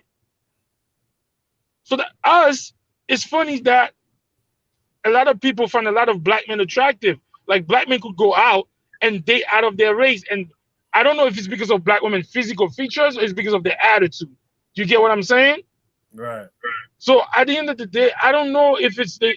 I believe what you guys said. Only maybe 10% are doing it to change the system. The others is just what you said: control and to keep their coins in from going to another person. All right. Let's go through some more of the video. Well, okay. Let's talk about the contemporary family unit of a interracial couple in today's American society. We're in the black community. We have to admit that the black community is much more nationalistic, or very nationalistic, and that the black community is not receptive as it once was to interracial groups. The white community, I would say, has moved to the right to a very, very great extent. You mean seemingly to the left? Do you mean to be more receptive to? No, more reactionary to. It's more interracial reactionary. couples. No, I'm talking about the middle America. I'm not talking about a few New York sophisticated interracial couples or San Francisco. These, I think, are just islands are surrounded by I would very disagree with cautious that, white Tony. I communities. would say that white people have moved to accept black men and white women to a greater degree than has ever been evidenced in this area of the world. And that is across the board. Then does a black man, and I would say that there's a reason for this. They are being conditioned by the kinds of movies that are being made these days, you know, where you have black men and white women engaging in sex on the screen or other kinds of relationships at the white community. In other words, those people who are responsible for getting the masses of white people to do those things that are necessary to maintain white supremacy are conditioning them to accept this phenomena. Do you see? Because they understand that the black man really is being psyched out of position. He is being psyched to think when he asked for black power and liberation, and they said, no, we're not going to give you power, but here we will give you the white woman. And the black man was faked out of position, just like many people are faked out of position. You say black power, I'll give you a $15,000 job. You don't have power, you don't have self-determination, but you have a program or a grant. You see what I'm saying? In other words, you ask for this, but I give you this because you really don't know what you want. Well, then are you saying or that you the don't children really know what constitutes power, or you really don't know what is the dynamic of the system? A lot of people think that the dynamic of the system is money. Money is not the dynamic of the system. White supremacy, or the maintaining of white power throughout the world, when whites are outnumbered 9-1 by non-white people, is the name of the game. Color is the name of the game. But we don't, I say that across the board and around the world, non-white people have not understood the significance of the color dynamic and how white people have taken something that they are very intimately concerned about. I say that the fact that they cannot produce color, that they have decided that they're going to dominate everybody else who has this genetic capacity, who can genetically annihilate them. You see, which is. Yeah, I needed to pause it there, because of course this is the gateway to the Welsing, or is it the Crest theory? Yeah, the Crest theory. You know, this idea of genetic annihilation, which I've never been really sold on. But what did you guys hear in this segment that stood out to you? Let's start with Azuli. What I like is what she says. You're screaming, I want power, I want equality. Oh, I say, all right, give him the white woman. Okay, I found equality. It's like it takes you off your game. Weren't you just fighting for land, for this? Oh no, he's Becky right here, or he's Chad, or now it's like I've arrived.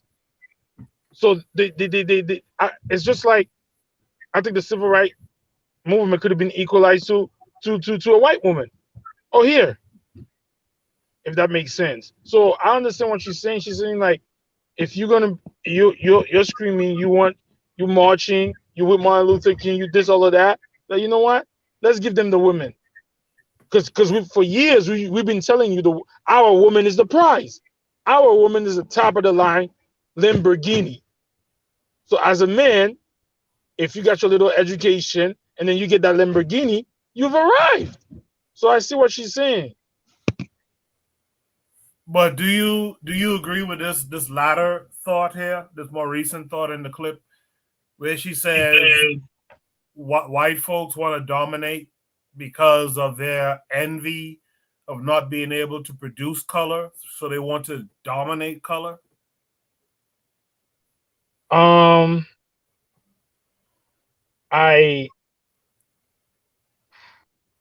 It's not just color, it's the genetics that I think. Because the color, and I'm talking about us, like a dark skinned black brother is genetically powerful. So why they trying to destroy it because they can't be it? This is why her thing falls apart for me. If that was the case, how come we could mate with them? You get what I'm saying? There's like I understand where she's coming from, but when you look, sometimes I'll be like, what's the reason then? You want to destroy it because you can't be it? Is that what she's saying? But if they come from us, she's saying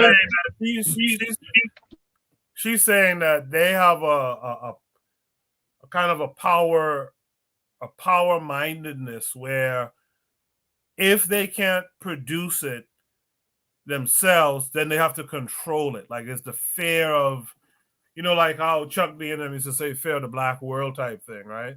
Like because they can't create it themselves, they don't have that type of magic, so to speak. That they have to then control the magicians who can do it. That's what she's saying. And then she ties that into the idea of this color thing. I just don't, maybe I'm not a psychologist enough to understand that depth. Like to think that an organism would think that way. An organism that's a so-called human. So maybe we are not controlling ourselves. Maybe the body's controlling ourselves. Maybe the way we think that we control its mind over body. Maybe it's because what she's talking about is they being ruled by body over mind. Yeah, she's basically saying deep in their brain, they have this. So it's not them, it's the body. Do you get okay? I operate on this. I think the body is our vehicle. We are spiritual. What makes me me? What makes me me is the unseen that I can't see. So what she's saying is that their body is controlling them because their body realized that we are the dominant and they are what's the word? The recessive. The recessive. So the recessive gene is trying to fight to live on. So and then it makes them psychosis and trying to kill us. So they could. Is that what she's saying? I guess in a sense, you have this echo, man. Go ahead. So I guess that's kind of. I guess he's speaking along those lines. Does anyone want to add into that conversation there? Yeah, the way I look at this, I can't agree with everything she says. Them guys, it's all about resources, survival, taking your land. If you look at most of European history, it's all been about war. They destroyed most of their continent. They need somewhere to go, to find, to enrich themselves and to spread their seeds. It's not about jealousy. They can care less if you're dark or not. It's about what you got and we want it. Yeah, that's the crazy part, right? Like you're bringing it back to like the practical world, and she's taking it to the depth of the mind in such a way that because there's something in their mind that says, damn it, I cannot make color, and I have to control those that can. And I find that's a depth. I don't know if I could really fathom that. Hey, Koku, it's like this. I'm hungry in the street, right? And I see you every day, going to the store and buying this nice sandwich and you only taking a bite and throw the rest out. I'm going to say, you know what, man? I'm going to get my cup off this guy. I'm going to get me a nice lead pipe. And next time I see you, I'm going to crack you over the head and take what you got. Not that I would do that. But that's the way I see the world. It's not a nice place. It's not about I'm just because you're dark and I can't melanate. Nah, I can kill you at any given time once I take over your damn land. Bana Hagaziki, what say you to that? Well, the way I see the theory is that what she is saying is that if 10% of on this planet, you could go to places where white people exist. Okay?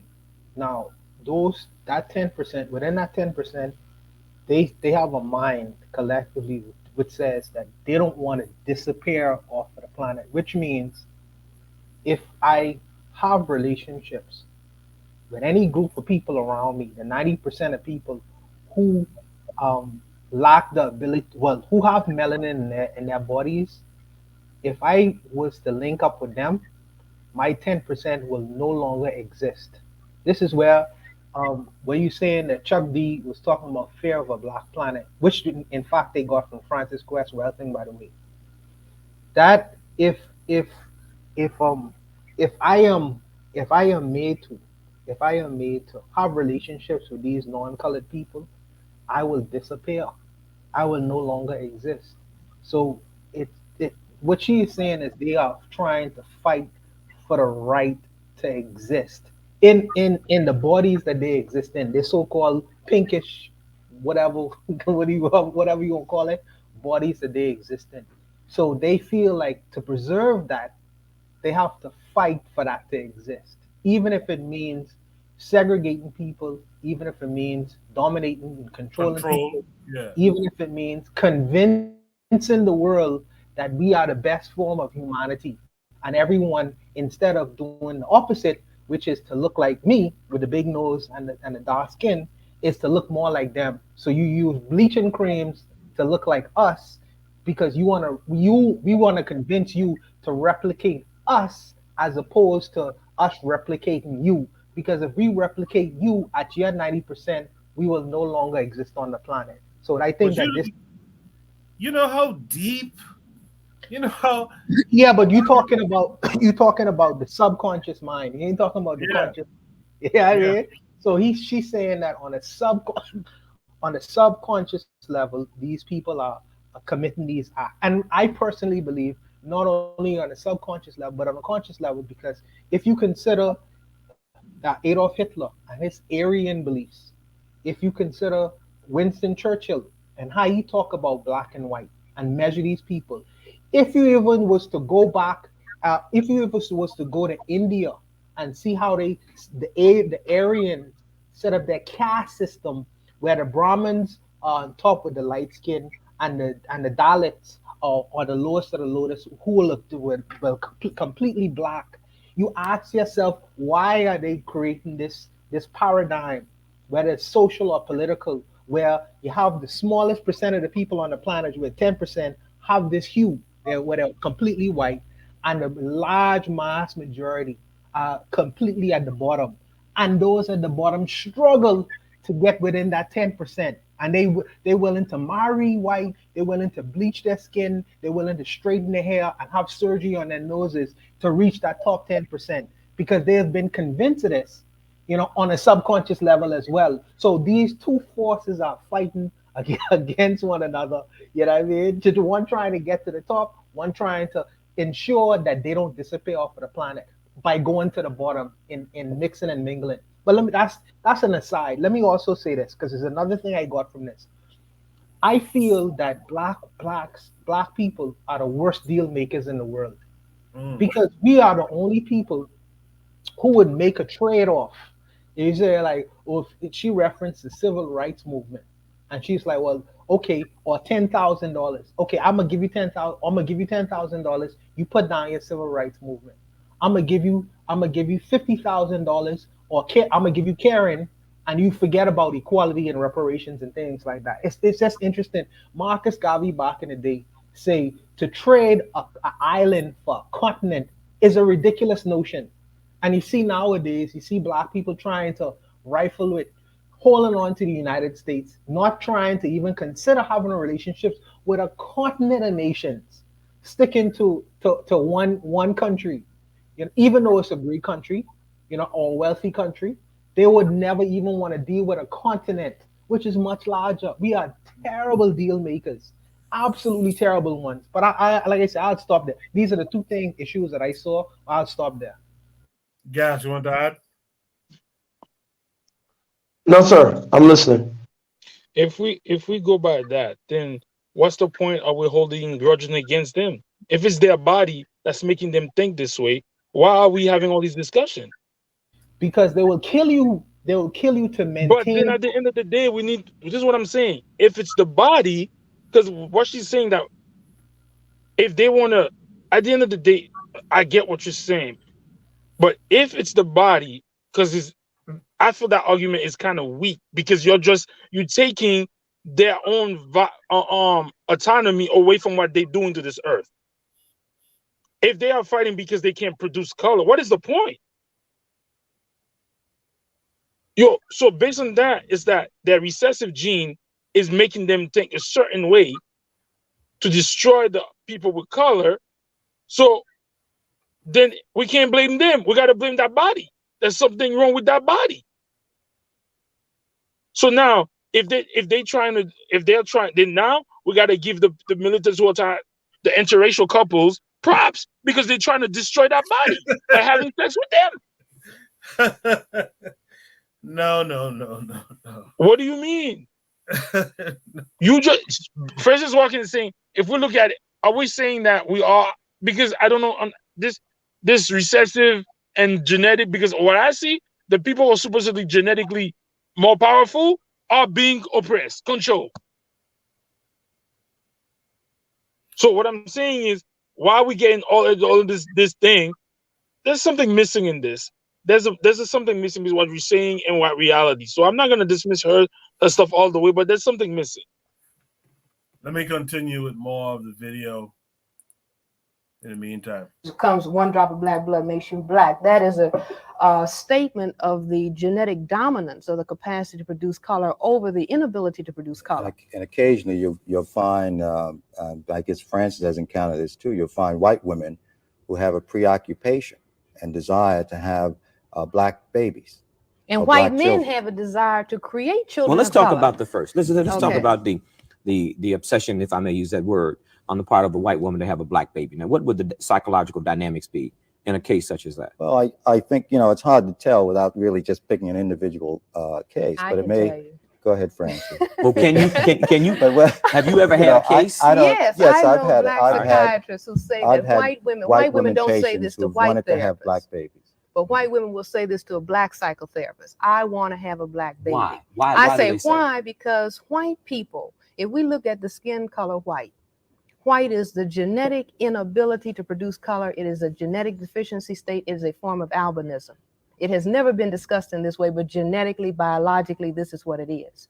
White people they don't have the capacity to produce color. They wish they could. This is why they spend a lot of time sun tanning, makeup, all of that is trying to give color to colorless skins. Okay. Now, because they have this deep psychological need, they are the only people in the world, they are the minority in the world who cannot produce color. And so they can't produce it, they can't make it on their own. They try to suntan, and then at the sexual level, they have attractions to people who can give them the illusion that they have participated in the production of color. So the white man has gone all over the entire world, having sexual relations with every group of non-white women that he meets. The white woman, when she has been allowed to, sexually aggressive towards men of color. She is allowed to. And so then she gives vent verbally to that fantasy. I want to have a product of color because this is the one thing that I can't Francis, do. how much is color the issue? I think that you can't move. No, I know that. Okay, but what I'm trying to do is bring in other elements. That is, there's also, I've seen in some of these women a desire sort of to play a model role or a really superhumanistic one. That is, they want the world to be colorblind, so they want to get involved in producing, black children and raising them. If they want the world to be colorblind, what is the focus on color all about? If the world is colorblind, what is the point of talking about having a black baby? This is some of their rationale. What I'm saying, I think that some of it is political in their minds. That is the time that the civil rights movement was talking about black and white together. And that was a political position that people almost felt forced to have interracial relationships.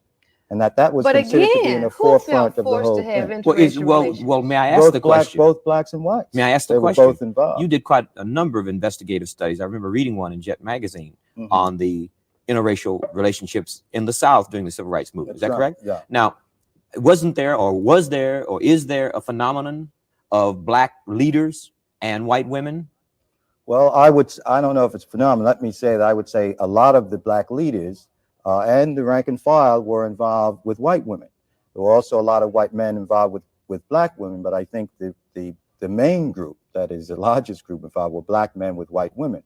And that this created a lot of problems. And I think it had a lot to do with the development of the Black consciousness movement. Well, didn't it have a lot to do? What did it have to do with it? Wait a minute. See, there are people, for example, who are looking at the thing that has cut significantly into the quest for black power that went on in the 60s has been the unleashing of white women and saying that now you go out and have relationships with a black man to cool him out. Yeah, it had in terms of significance. All right. No so question about that let's say, for example, the white woman, if you talk to women who are the furthest left, white women, who are in the women's liberation movement, peace movement, or any anti-war movement, if you say, look, what about eliminating white supremacy as a system? They have no use for that. They have no use even for the black man outside of the context. Say they will, but I don't know. Wait how a much minute. It has been my experience. Maybe yours is different. It has been my experience that white women will talk about in the war in Vietnam. When you say, well, that's a war to maintain white supremacy, then they don't want to have any trouble with looking at it in that way. When you say, well, look, the way that we have analyzed the problem is it's not a question of who has the money. It's a question of an established system to maintain white power. And that this is what is raising havoc all over the world for the vast majority of people. Do you want to eliminate that? No, because the white woman understands that the black man is not even going to feel towards her as he does unless there's white supremacy and unless he feels in his powerless position that he is gaining power by making an alliance, be it marital, sexual, or whatever kind of alliance with the white woman. I think that they feel that maybe unconsciously. There was no question in my mind that with a lot of the white female workers in the movement, even though they were involved with black men and sometimes married to them, that a lot of them had a lot of racist ideas and feelings. That is, frequently the attention of the black men made them feel very special. Right, like you called it the African queen or the white African queen. Yeah, the white African queen. Heightened their sense of feeling special. You mean attention they couldn't normally get from a white man. That's right. Look at this. And then Let's look at the old thing about white women frequently who were unattractive, who came into the black community because the black men would adore them because they were white, but the black men thought she was beautiful. Right. And that's still operating frequently, sometimes in subtle ways, so that you can sometimes get, I'm not saying this is true of all white women or anyone, but this is an example. You can get a very pretty white woman sometimes who internally thinks she's no good. Why? Because for a lot of she reasons, has been devalued who might by get the attracted white man. to black men. See. Yeah, I wanted to pause it there. I thought there was some interesting concepts put down there. I do have a question though to the brothers on the panel. What is it with a black man thinking the lowliest? Someone used the word earlier, some homely white woman, overweight, ugly. Why do black men, even if you have this desire for these other women, why is it that you don't really desire and conquer, at least, the more favorable of them? Why is it you're okay with some mid-level, homely white woman? Why do you need money to conquer that, because it's not genuine. Wait, what do you mean it's not genuine? In order for you to go conquer, okay, who's a very attractive white woman? I would say, I'm gonna use Sharon Stone when she was young. In order for you to do that, you have to have political and economical status to reach up to that. You can't just, not any black man could go up and try to conquer Sharon Stone, or even what it is. You live in the hood. And the hood is right next to the redneck area. You could go there and do that. Okay, I see what you're saying. I see what So you're like for myself, I would say people was like, yo, as Judaism, you're gonna marry. I said, if you catch me with one of them, know that she's like 100 out of 10. I'm not settling for no backwood Becky. So you could say the same thing for black women. Black women be settling for the nerdiest, the most un-alpha. Yeah, Like, I think the idea is that it's just reverse with other groups. When you see Indian guy, red dot, not feather. When you see an Indian guy with a black woman, it's usually one of the nicest black women around. You know, it's one of those black women that most of the brothers will be looking at and like kissing their teeth and shaking their head like, damn. You know, and I find that's almost always the case with the white boy. That's almost the case with all these different other groups of men. But with us, we go and conquer the ones that they ain't even checking for.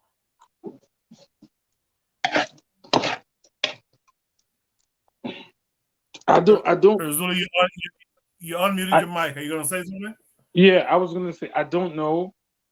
Like, so you're saying that black men a lot of the time they don't date the top quality of white women, right?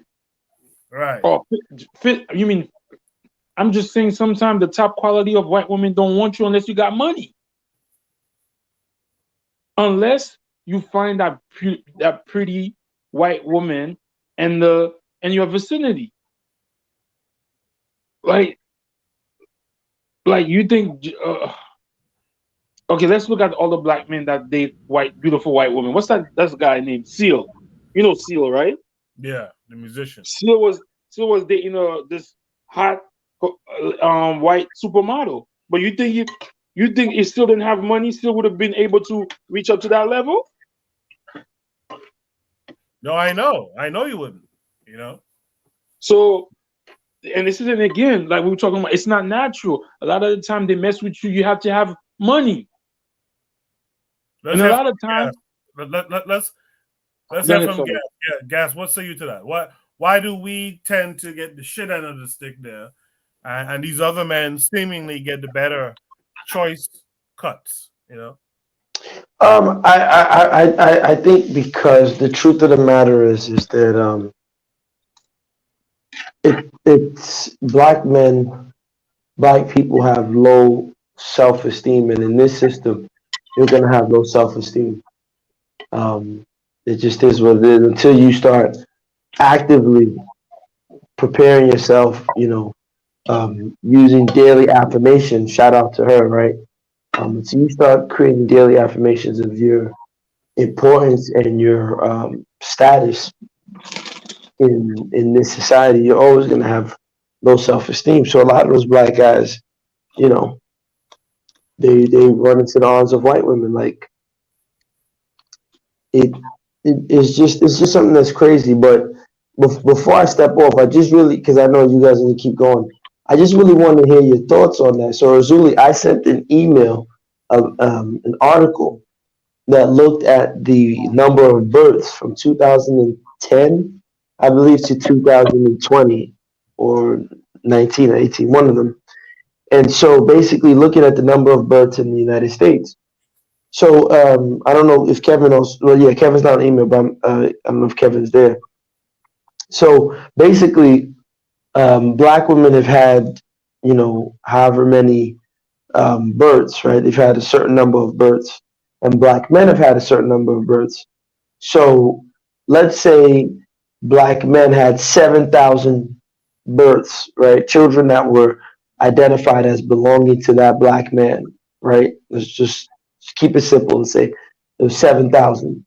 But for black women, it was like 8,600 or something, right? Which would mean that there's about 1,000 plus children not accounted for, assuming that those black women were with, black men to have the baby. So there's about 1,600 babies on the black women's side that's not accounted for. So that's saying effectively where and what race did these men belong to that these black women were having those babies by. And, I think it's easy to conclude or, correlate and say that it most likely was or has been white men or non-black men who these black women are having children by. So, we've always been screaming black men are stepping out, but the numbers are starting to show that it's actually false and that black women, a la the Lovings, have always been the ones stepping outside, whether it's by force or by choice. Yeah, because they benefit more. Black men were killed for dating, for trying to date white women. They got killed because at the end of the day, a white man having kids with a black woman, there's something about being penetrated that makes that is crazy. Whoever's doing the penetrating is benefiting. So it's I don't think I said it right, but I think the benefit, black women will benefit more from dating white men because we were killed more, we were hung more. So of course it would be like they had more biracial kids than black men. So that, I don't know, maybe I'm wrong. I don't know. Well, before I hop off, I just want to ask you guys this question, and I've sent it to the email a couple of times. Why is it that during the Holocaust we never see examples of Jewish women divesting? You don't see Jewish women in today say that Jewish men didn't protect them during the Holocaust, but black women, and I hope the sisters hear this, have the nerve and the audacity to say that black men didn't protect them and are failing them and that they should be aborted, a la Cynthia G. I mean, it really is genocide. And I think, we know already that black men have a lot of issues. We call them out all the time. When are they going to take responsibility for that nonsense? Because like I said, yeah, go ahead. You can't really compare their genocide to our genocide. Ours was a couple of 100 years. That was for the group that got caught up in it. It was for what, 1939 to 1945. I mean, yes, it was very traumatic, and I would never want for anyone to go through that. But we're going through a lot. Our trauma is still going on. They're getting compensated. But I wasn't comparing the trauma. I'm saying the women. Like, I'm not worried about comparing the trauma. Yeah, that's not what I'm doing. I'm saying the women in their group and never and have not ever fixed their mouths to say anything about their men not being able to so-called defend and protect them and saying they are divesting. As I said, yet our women are doing that. Why is that the case? Regardless of yeah, go ahead. Because their men actually got them out of the situation. I would say that. Have you ever watched a movie called Schindler's List? Yeah. Okay, so there is a scene in Schindler's List when Schindler was trying to find a secretary, and Schindler what he was doing was he was trying to find the prettiest Jewish secretary he could find, and the women were really trying to run to become Schindler's secretary, even in fact showing their breasts and all manner of things, because they knew if they were to take up a job, either I think as a secretary or a person who was cleaning his house, one of the two things, that they would be reprieved from what was happening in its totality in as far as the concentration camps was concerned. And they was willing to sleep with him. They was willing to look outside of their culture and basically in dressing very loosely to try to get his eye, even though I think he was a German. Even though he was a German, they was willing to do or physically do acts, sexual acts, or look in a very provocative way to do the same things what many women was doing back in the plantations. And let me also say this. As far as the statistical numbers, I would push back on that a little bit, Gas. And what I would say is that it's surprisingly that them numbers are not higher. Because my expectation is first, women are attracted to power. Next, they are attracted to wealth, material. Where did you get this? Where did you get this idea? Did women tell you that? Women are attracted to power and wealth? Wait, time out. When did you see? Because a lot of times us men, we say a lot of things that we think are common fact, right? What woman has ever come to you and openly said, "I'm attracted to power and wealth"? Yeah, tell me the women that tell you that openly, that have said to you, "Hey, Juana, I only look at wealth and power." So since I can't say that statistically, I only could say that off of observation and listening to conversations from women. I will just not use it.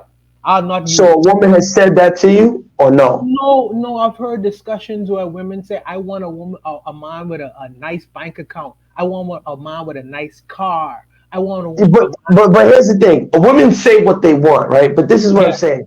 They say what they want, but let's be real. We live in an economic system where it's based on numbers, and scarcity is the thing that they create, right? There's so many diamonds in the world, but they artificially reduce the supply to create value. Same thing with so-called fossil fuels, right? What I'm saying is this: women aren't stupid. They know that every man is not going to have a big bank account. They would like for their man to have it so they can get certain things from it. Yeah, sure. But they know that. So I'm trying to ask you guys, you gentlemen, please tell me, when has any woman, anecdotally, I'm not even looking for statistics, but just anecdotal evidence where a woman has said, "Buana, yeah, when I look at a man, I'm only looking at power first, wealth second, and then other things." No, I'm not. What I'm saying is that they don't say that I only, because that's an exclusive word. What I say is, when I hear them in their dialogue, whether if I'm sitting in a beauty salon with my woman or whatever, or I'm hearing conversations over the phone, or this is my personal interactions, not only in the Caribbean, but even in the Americas as well. They talk about the fact that they want this idea of security or a man with means. They say they don't want to date no broke man. You had it in the regular zeitgeist of not only in Western society itself. They don't want to date a certain type of no dusty men. You know what I mean? Even if you listen to the YouTube channels, this is what these women clamor for. So I'm saying, but they're saying that, okay, let's like Coco just said a great point. No scrubs. Keep in mind, other than the song "Ain't Nothing Going On But the Rent," right? Where did we hear? See, and this is the problem of culture being manufactured by industry, because all of these things, these discourses that we can point to, are from the industry, are from an industry that creates that. The average woman, black woman in 1964, knowing that her black man can't get a job unless it's in a factory or he has to have his own business, would not be saying, "I ain't nothing going on but the rent. I don't want no scrub." Because and the reason why I say that is I have actual evidence, not anecdotal. Black women were leaving.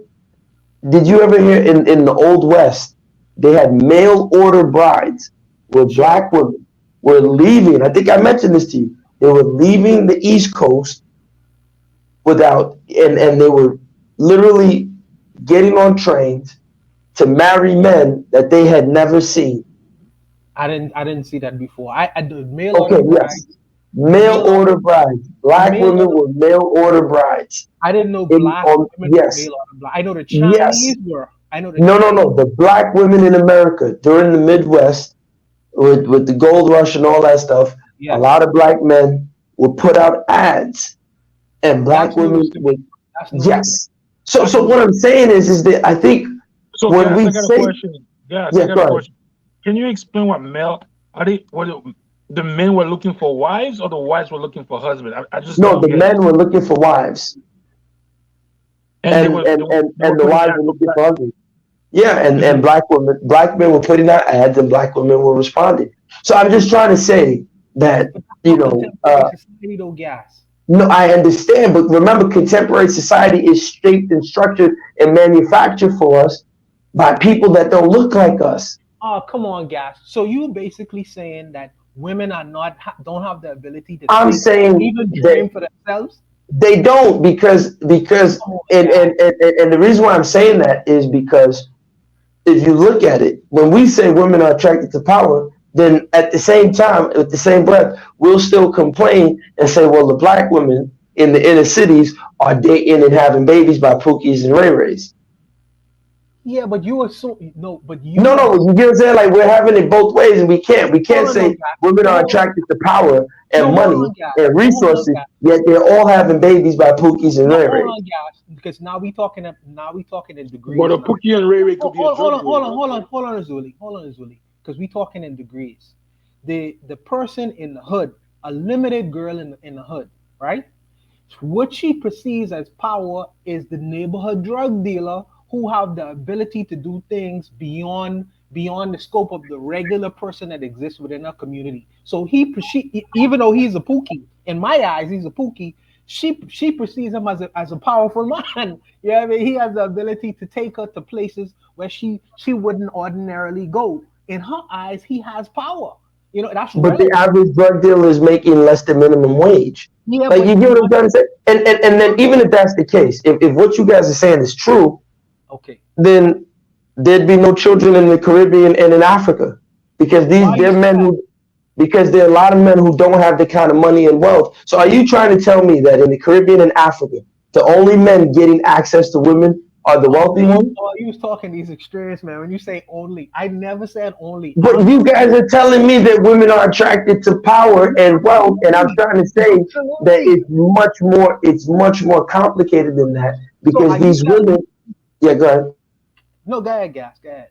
No, go ahead, brother, go ahead. So are you telling me? Are you telling me if the same woman you described, and we talking to get a discussion of integrity and morality, but are you telling me if that same person in the Caribbean or Africa was to find, why do you think that a lot of them same women you mentioning, when the rich American tourists, passport bros, goes to the Dominican Republic and some of these poor countries, these same women who date the so-called pookies and riri's or what they perceive as power in their community, when they see the rich American, they trade off automatically. They go for that guy. Why are they going for that guy? Because he Because has the again, money, it's a he has change. the power. It's a change. No, it's a change. Look, what the European man has done is a very genius thing. He's destroyed the world and bent the world to his capitalist system, so he gets all the capital. So of course, our social life is tied to the capitalist system, right? You can't live unless you're on the capitalist system. Subsistence farming, which happens in the Caribbean, which happens in Africa, is frowned upon. They keep trying to take people off the land where you can live and pretty much take care of yourself. But what I'm saying is this: the minute those women become financially stable, they no longer see an interest typically in the men that provided them those finances. Case in point, Bill Gates and Jeff Bezos. These guys are the richest of the rich.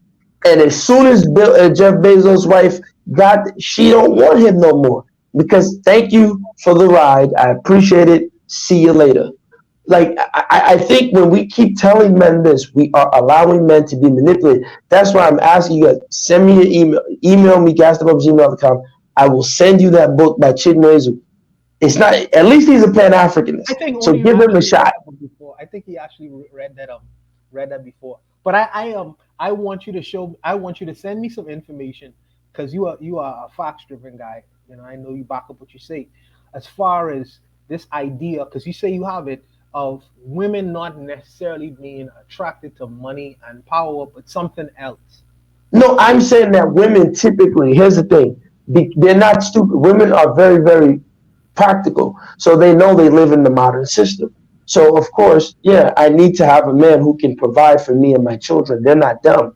But once that is satisfied, now they can step outside of that, hunter mentality, and they can say, what do I naturally like? I could agree And with so that. I if could a agree. woman, and that is why black women, Kevin Samuelson got confused and complained like, oh, well, you see an educated woman with a pookie. It's like, well, no, she really That's what she likes. really wanted.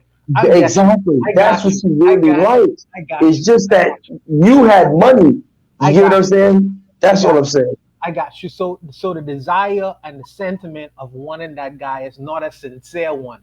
It's just I am trying to better my situation. Exactly. But after I actually get the so-called proverbial buy, I can go to what I really like. That is why. Who initiates divorces more? Women are the biggest initiators of divorce. I got you. I see what you're saying. I got you. Yes, to what you said, you know who invented that theory? An ugly man with no genetic, an ugly fat man who couldn't get no hoes. So he created this whole, shit that women love men with money. I agree with you, Gassima, because you know why? How come the rich man sometimes his wife be cheating with the gardener? Right. No, knowing that she better make it worse. How come a queen, knowing that she could get killed for cheating with her servant, still does it? Maybe because it's a risk. Maybe because it's a risk. It's risky behavior. Men and women like that kind of behavior. No. I don't like that kind of behavior. Fuck out of here. You seem like you like that kind of behavior. How much do his bedrooms? Hold on, wait. I didn't hear Brother Kevin. Kevin, what'd you say? No, I said I bet Mr. Untouchable love that kind of behavior. Hey, man. Hey, Kev, man. You find yourself in sticky situations sometimes where you gotta run. Listen, man, I support all thoughts and dreams, man. Hey, you gotta run sometimes, man.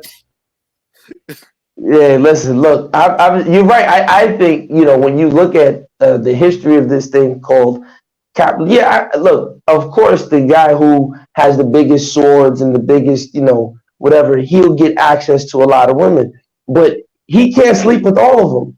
And all of those women don't like him necessarily. Legitimate argument. It's a legitimate.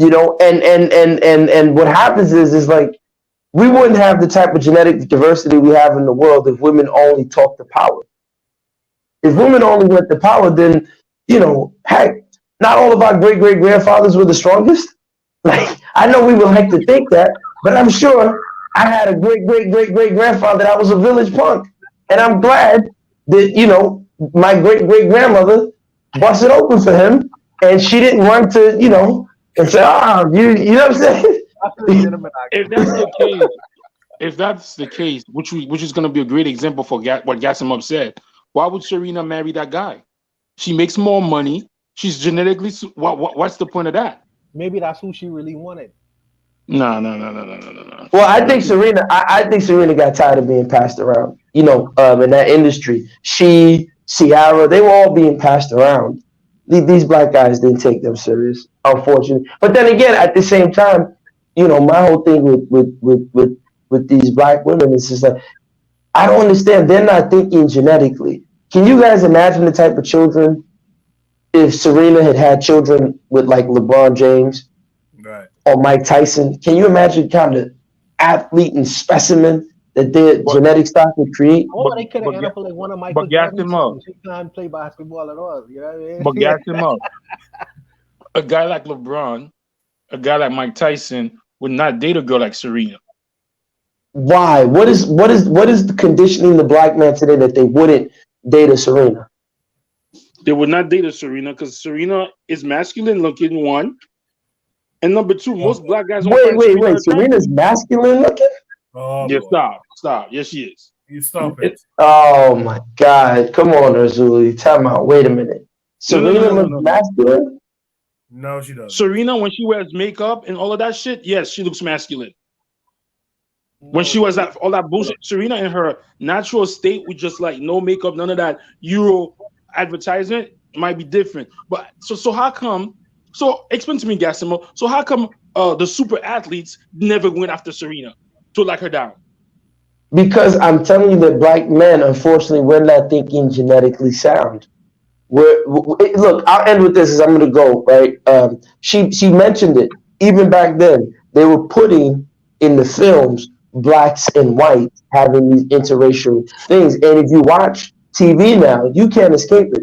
Every commercial is an interracial couple. It's as if America all of a sudden has forgot, how do you pronounce it? Miscegenation or whatever that word is. They've forgotten all about it, and they said it's okay. It's like the higher ups have okayed it. Because when we were coming up in the 90s and the 80s, you really didn't see that many commercials with the black guy and the white woman and vice versa. But now, Honey Nut Cheerios, you see some, confused looking children. You see a black lady and a white guy, and I'm just like, when did this happen?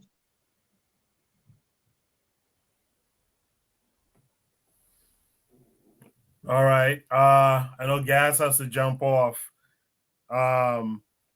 Gas, thanks for coming through. Oh, thank you for having me. Thank you for having me. See you later. Are you having the event with the guys and the girls tomorrow? When are you gonna have the guys and the girls? The guys and the girls are gonna be a live stream probably next week. I figure you're probably doing your show tomorrow, right? Yeah. Okay. Yeah. So it's gonna be a live stream. We'll do a live stream maybe next Wednesday or so. Okay. And, Perfect. We'll have all the men and the women together. All right. Alrighty. Shout out to all of you on the panel. Yes, sir. Alrighty.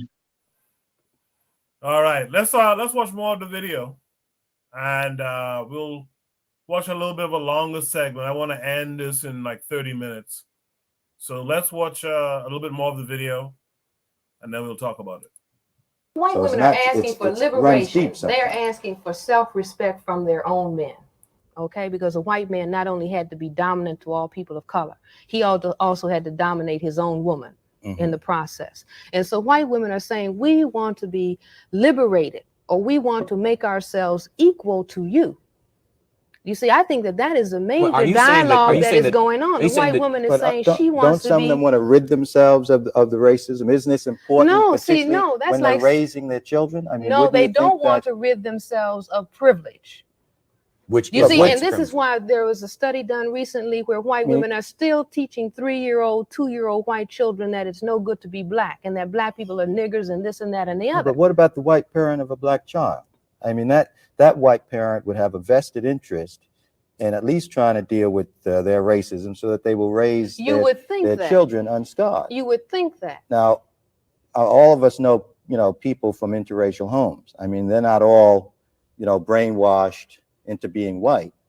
No, they can't be brainwashed into being white because they're all non-white. All of them have marks of being non-white products. Either their hair is curled, their lips are broad, their nose are broad, or their skin is dark. Black genetic material is always going to leave its mark. And the children are always non-white. And the children that I have seen, many of these children have more hang-ups about not being white, you see, than black children who may be the same hue. You see, because they are caught in that dynamic of a parent on the one side, a white parent who still has not given up their desire to be dominant as a white person. And the black parent, be they male or female, who when they went into that alliance hoping that they would somehow be in the position of an acceptable one now after they had devalued themselves. So that I had to pause there too, because I want to get you guys' opinion on what she was saying there about, the union of a black and a white person. We've talked about this on Shoot the Breeze before, right? This union of a black and white person will always produce a black child. Do we still believe this type of talking point? Let me start with Azuli. I agree with what she says. She said they're non-white child, right? She didn't think they were black. So they are something, but I don't think they're. No, she made it a point to mention the broad nose, the coarse hair, stuff like that. So she's alluding sometimes it appears and sometimes it doesn't. So that goes against everything that also about if your genes is recessive and mine is dominant, how come your mine's? I've seen interracial kids, biracial kids that have no black features on them. Yeah, they have to tell you that their parents were black or something like that. Yeah. So I understand what she's saying. A lot of the time, maybe most time than not, the black features are, but then sometimes it's not. So I mean, I think Dr. Welsing knows something. Maybe she doesn't want to say the whole thing, but I think there's a missing chapter in what she's saying, if that means anything. There's a missing chapter in what she's saying. So I don't know. Kevin Carter, what say you?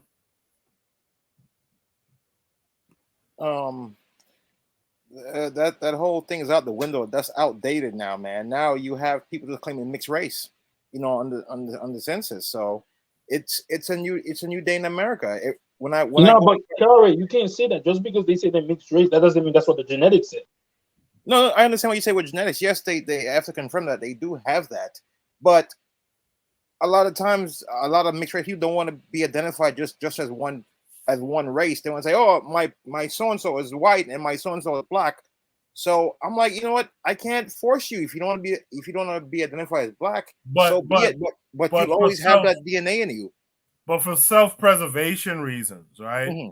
Shouldn't black folks look at the result of a white and a black parent? Shouldn't we look at that as non-black, as a mixed race person, as a separate category between black and white? Yeah, I believe that's what I said. Mixed race. You know what? I said you don't want to be called black or white. You want to be called mixed race. So be it. I'm worried about my community now. But I'll pass the mic. Mr. Untouchable, what's here? I don't know, and Kevin could correct me on this. I don't know if in the census, in the American census, whether they have a category that's called mixed race. I just thought it was white or African and black, or Black American and Alaskan or whatever. I didn't know they had an additional category that said mixed race. But she really just validated what I've been telling you all along. You know what I mean? She said that a white parent and a non-white parent, which is a black parent, if they had a child, she said that child would be a black parent. Therefore, Bob Marley is black. But Cindy Breakspear ain't black. I'll tell you that now. But no, it's I think the lady who married the prince. If nobody told her she had a black mama, nobody would know. No, we wouldn't know that. I tell you who would know it though. Them Anglo-Saxons over in England, they'll know that that's a nigga because they know the history and culture. They know who's white and who ain't white. Yeah, I think we take a kind of weak stance on this. We accept everyone. Listen, I'm sorry. There was a guy that worked for the New York. I forgot the name of the story, but he was a reporter for the New York Times, I think, for 35 years, and he passed as white. It wasn't until later on in his life that he admitted that he was passing. No one knew. Yeah, I think we stand a risk of kind of wiping our own selves out genetically when we say this mixed person who's equally black and equally white, but neither at the same time. I think we kind of start to erase ourselves.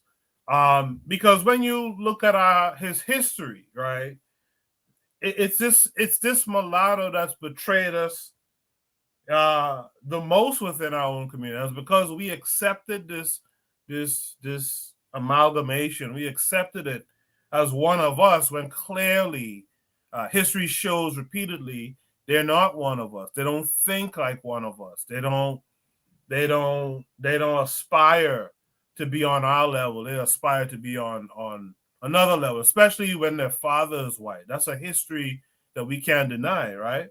So this idea that automatically, like a guy like Obama, for example, right? Obama is 50-50 black and white, but at the same time, neither, right? And has this Kenyan father, but Obama doesn't have any kind of black experience. He has no kind of black experience. All of his experiences are around his white mama and them and his white grandfather. And so he doesn't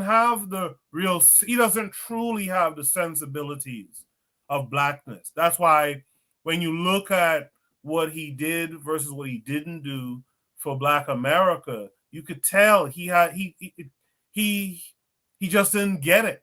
He wasn't from the group. He didn't have the historical analysis nor experience. And so we got to get out of that mindset, I believe, which is why we need to stay away from these white women too, you know, to produce these children who have very little to no allegiance, you know, to our side. That's a dangerous person to have around, and to insist that we must all treat them as black. That's a very dangerous thing for us to do. Anyone have any thoughts on that? May I have a question for Urzuli? Correct me if I'm wrong. Didn't Pichon betray Dessalines? Yeah, that's what they said according to the story. Yeah. Yeah, I just wanted to confirm with you. I said I'm just, you know, I don't. That's right. But Pichon, he was a mulatto, right? Yeah, Pichon was a mulatto. That's what they said. Okay, thank you. All right, let's continue with the video. We only have 11 minutes. Say what you say just again. I forget. I lost my point just now. You said something at the end. I forget. I lost it. Go ahead, brother. Okay. Yeah. So we have 11 more minutes in the video. Let's try to go through it, and then we'll wrap it up at the end here. Again, we'll try to finish in 20 minutes or so. The child is in. I don't know if. Well, she's saying what I'm saying just for purposes of conversation. Yeah. I mean, nobody can say all of anything. I know, but it's important that if we're talking about it, it makes it seem as if these are. Well, let's look at it this way: non-white children who have had white parents, all of us, everybody in this little circle, has had some white intertappings into their genetic stock. Okay. Do you see what I'm saying? Now, in the vast majority of non-white people in this area of the world have had white intertappings, so that it really is not significantly different than what happens actually in the white home itself. The dynamic is still the same. So that you have light-skinned, dark people feeling devalued because they have color, whether it occurs in some illegal alliance of a white man having something to do with a black woman on 14th Street in Washington, D.C., or in Mississippi somewhere, or in Harlem, New York, or Fifth Avenue, or wherever. There's a black parent involved too. But what I'm saying is that, we cannot take any of this out from what is happening at a global level. See, one thing that has happened in psychiatry, that we have been tied up with somebody by the name of Sigmund Freud, who I'm sure made some very significant contributions in terms of looking at human behavior, some significant contributions, but he got tied up in talking about behavior comes from within the individual and only indirectly from what is happening outside of the individual. So he called it the sexual instinct, okay?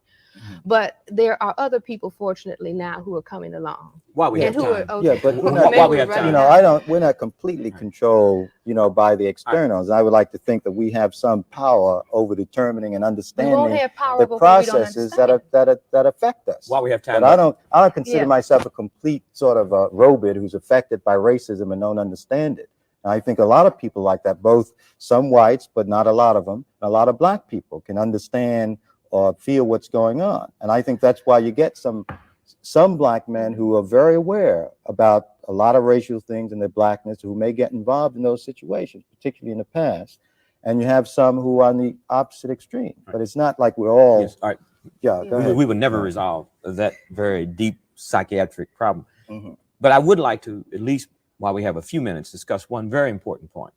And that is the significant phenomenon, and Dr. Poussin, I'm sure you will agree with us in an overgeneralized way this time, the significant phenomenon of well-known, I will not make well-known synonymous with prominent, black women who particularly professional entertainers who consistently marry white men in large numbers and one white man after the other. And I would like to know from either or both of you how you view this dynamic. I say that they're not marrying the men; the white men are marrying them.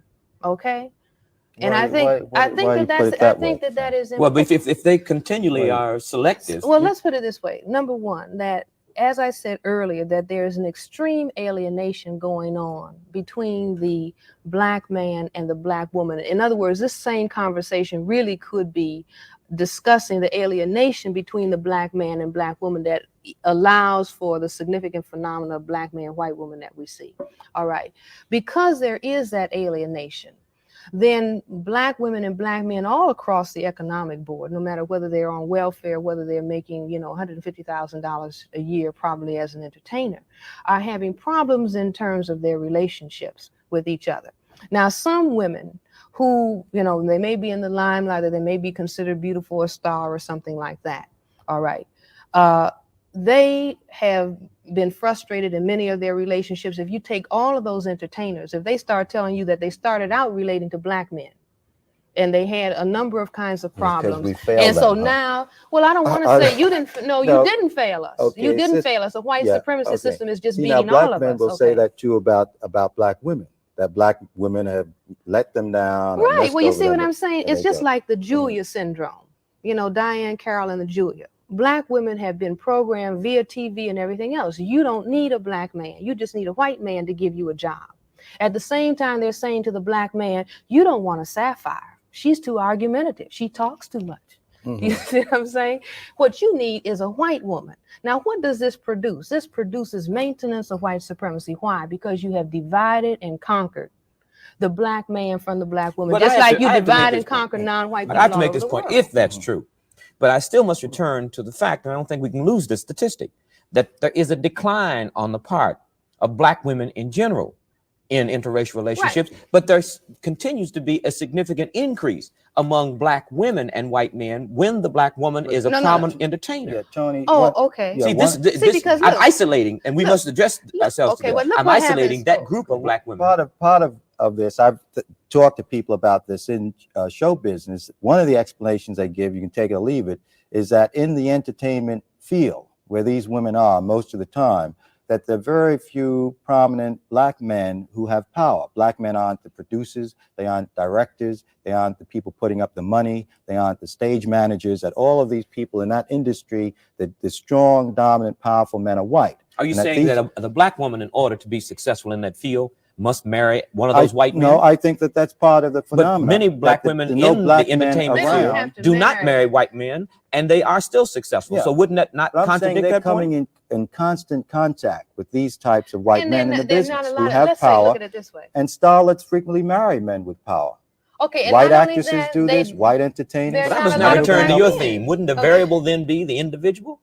No, look, there are not a lot of black men who are earning that same salary, okay? Into that because even at the lower level, black men and black women have problems because the white supremacy society has said it'll be easier for a black woman to make a particular salary. Black women can get a job easier than a black man any day. And that has caused, I don't think that's true. Well, just ask in the community.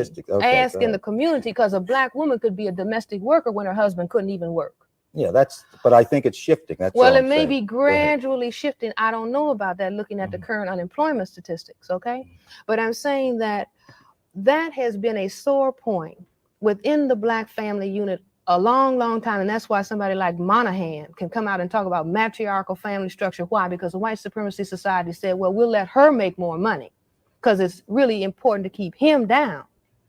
All right, so this is what they did. Now, when you get to the level where the stars are, and the income, why the fear? In the incomes that they're making, that number one, you have many black men who are not making comparable salaries. And when they are making comparable salaries, because of the dynamic that goes along with that salary, then he wants a white woman. So who's available for her? Because we have one black behavioral scientist who says when a black man is poor, he wants a job. When he gets a job, he wants luxuries. And when he gets luxuries, he wants a white woman. All right, now that is the dynamic that is produced. All right, let me ask one. You see what I'm saying? It's not castigating the black man. It's saying this is what the white supremacy society is programmed. All right, but consistently, and we have got to keep consistently, that in Dr. Wilson, you have made the point in a very strong premise that the black man is the real fear of a political system based on white supremacy. Oh, yes. Why, I'll ask. Well, why the black man? Why is this system so afraid of the black man? You know what black power means? If that fear is the reason for interracial relationships. You know what black power means? Black power means genetic power. The black man can annihilate the white man, with his phallus. The white man has to build a missile to annihilate people of color. By that, I mean this, that I think that the fundamental thing that is frightening white men and is frightened them since they were created as genetic mutations is that their appearance can be annihilated, by the black man, especially the man who can create the most color, which is a black man in the whole human family. And that is the individual who has to be made inferior and who has to be controlled and has to be destroyed at the fundamental level of genetics. Then we can look at the next level in terms of numbers. That non-white people, if they outnumber white people 9-1 in the world, then the white man all over the world has got to say, now we have got to keep these people down. And you keep a people down by controlling their men. Women, that's why they can I think that's true. That was you see, and I think that this is where I think that's true. That all of the policies that they had in repression of blacks directed toward the black man's access to the white woman, because then he could destroy white people eventually by making all people of color. Whereas the white man, his access to the black woman produced children of color, but they were black children. No, the white woman is that all of the children of black and white are non-white. Yeah, whether it's a male or whether it's a male white or the female white, the children whatever. are all, the children are all brown. But okay. That's why they wanted to protect the white woman against the black man. Not to protect her, to control the sexual activity of the black man. You see what I'm saying? Right. Not in to relationship protect, to the white woman. That's important. In other words, the genetic material of non-white men in the world has to be controlled if we don't want the disappearance of white people. And white people, even though they don't like the fact of skin whiteness, proof their quest for suntan, okay? Even though they have psyched themselves into the position that white is beautiful, although they don't really believe it, then they don't want white appearance to be annihilated because now you have a worldwide system that's 500 years old of white domination and white privilege. It's easier to control black people. Thank you. Thank you very much for a very, very interesting interview and some comments. We hope to have Dr. Welsing back on a future Black Journal program discussing her very phenomenal genetic theory called the crest theory.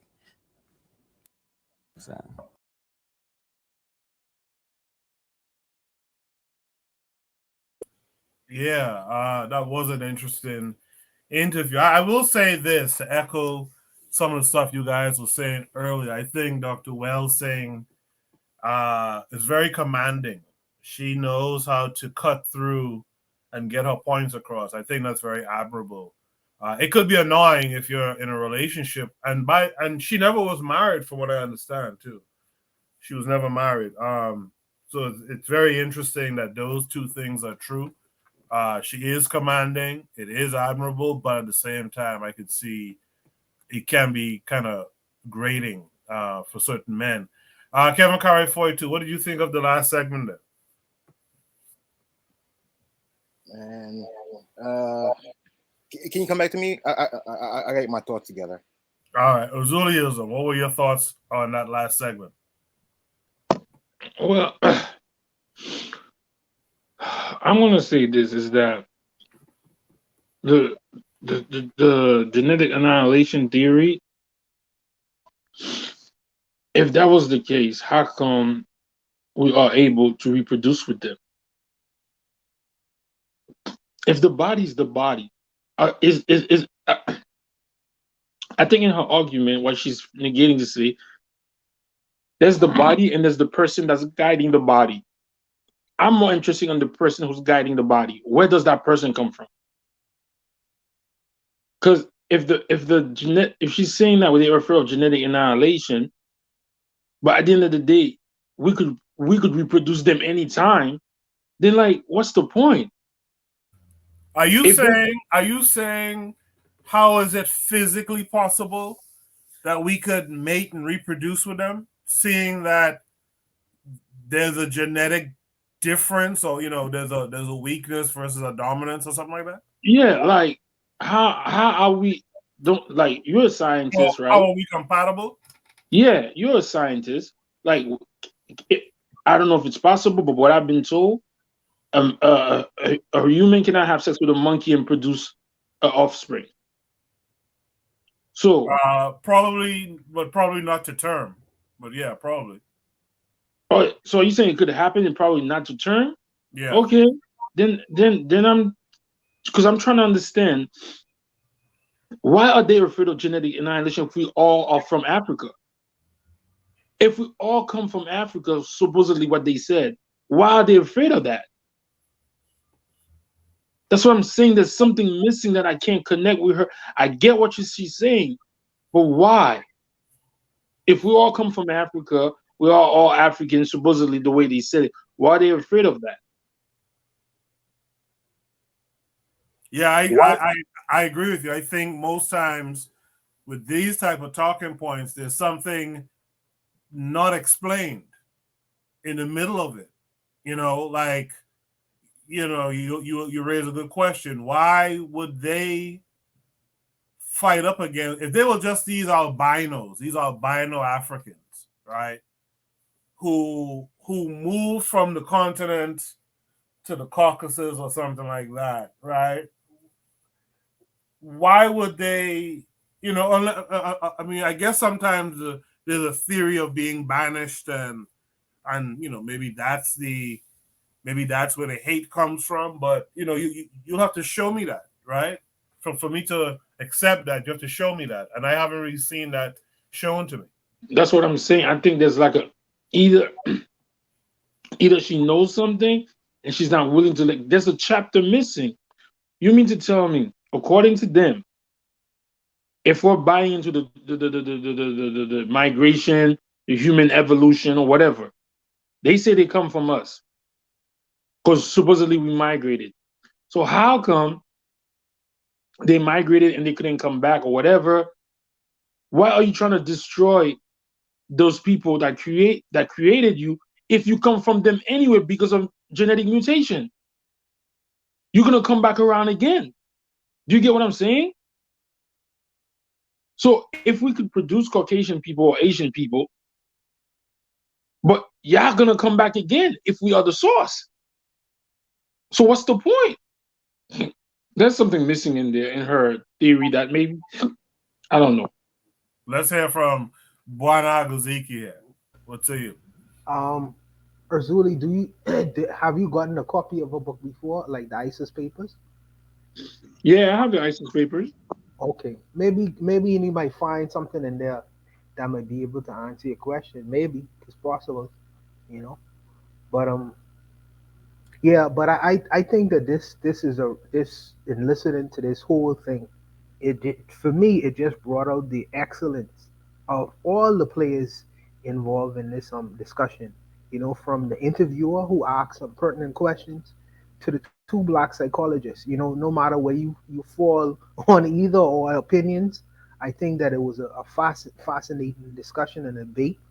And I think that these are the kinds of discussions that we should be partaking in right now to advance us, into to the next generation. I think that us engaging in frivolous discussions, though popular, these things will not necessarily push us forward. And the fact that we are sitting here at 12 o'clock at night discussing having a discussion on what people talked about in the 70s is a representation that these kinds of discussions have staying power and are important to us. So I think it's a good show.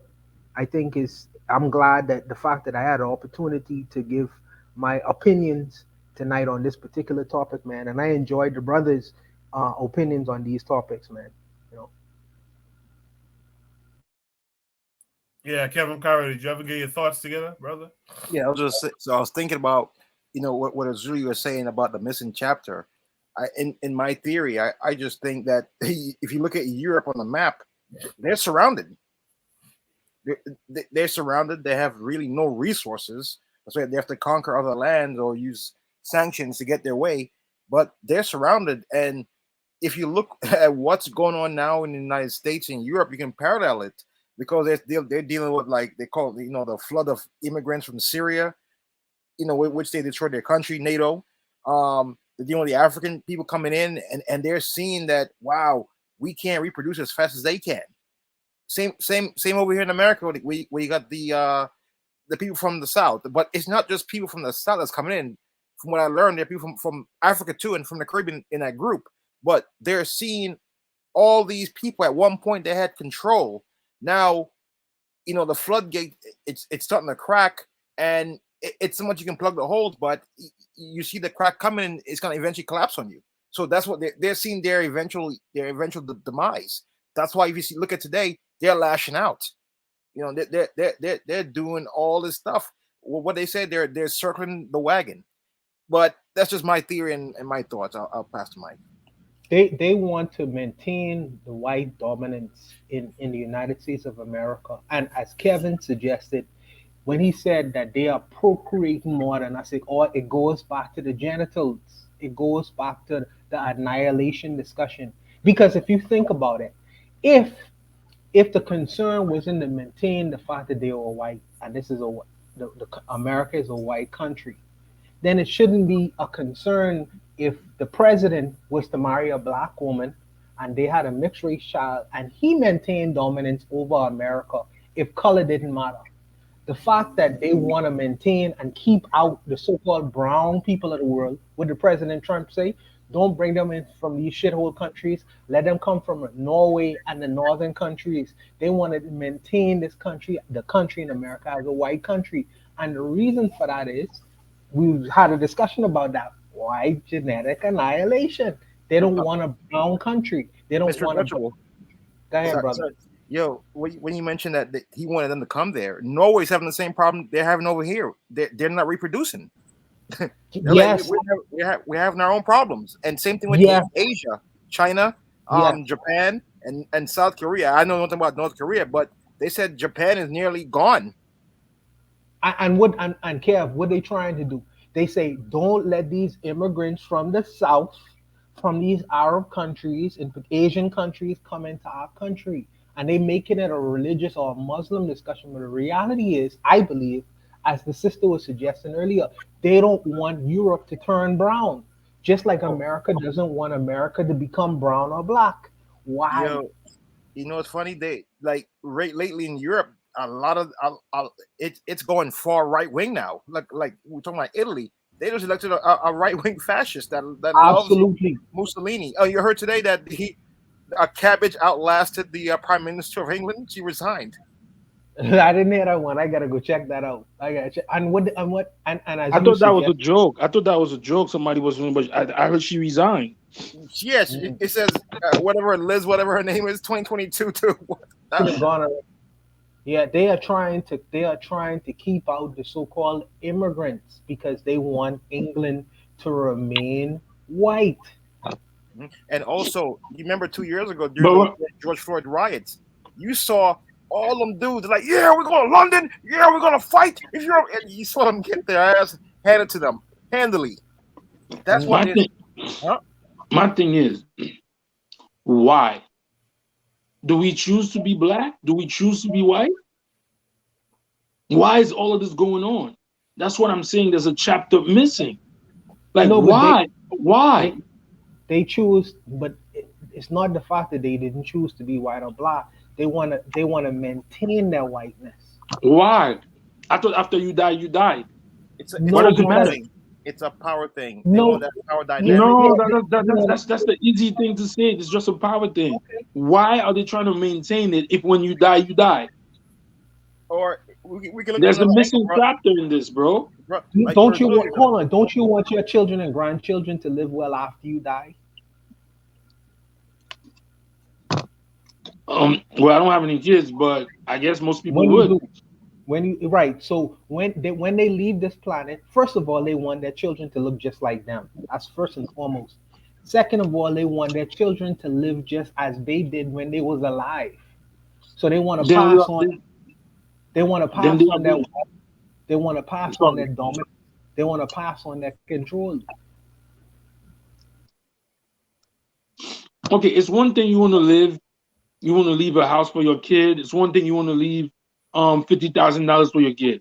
It's a total different thing when you want to leave 800 billion of there's a chapter missing, people. That doesn't just make sense. It's one thing I want to leave a house to my kid. It's one thing I want to leave my car to my kid. There's something missing. Or maybe something spiritual that we don't see. That's what I'm saying. You know, that they have to.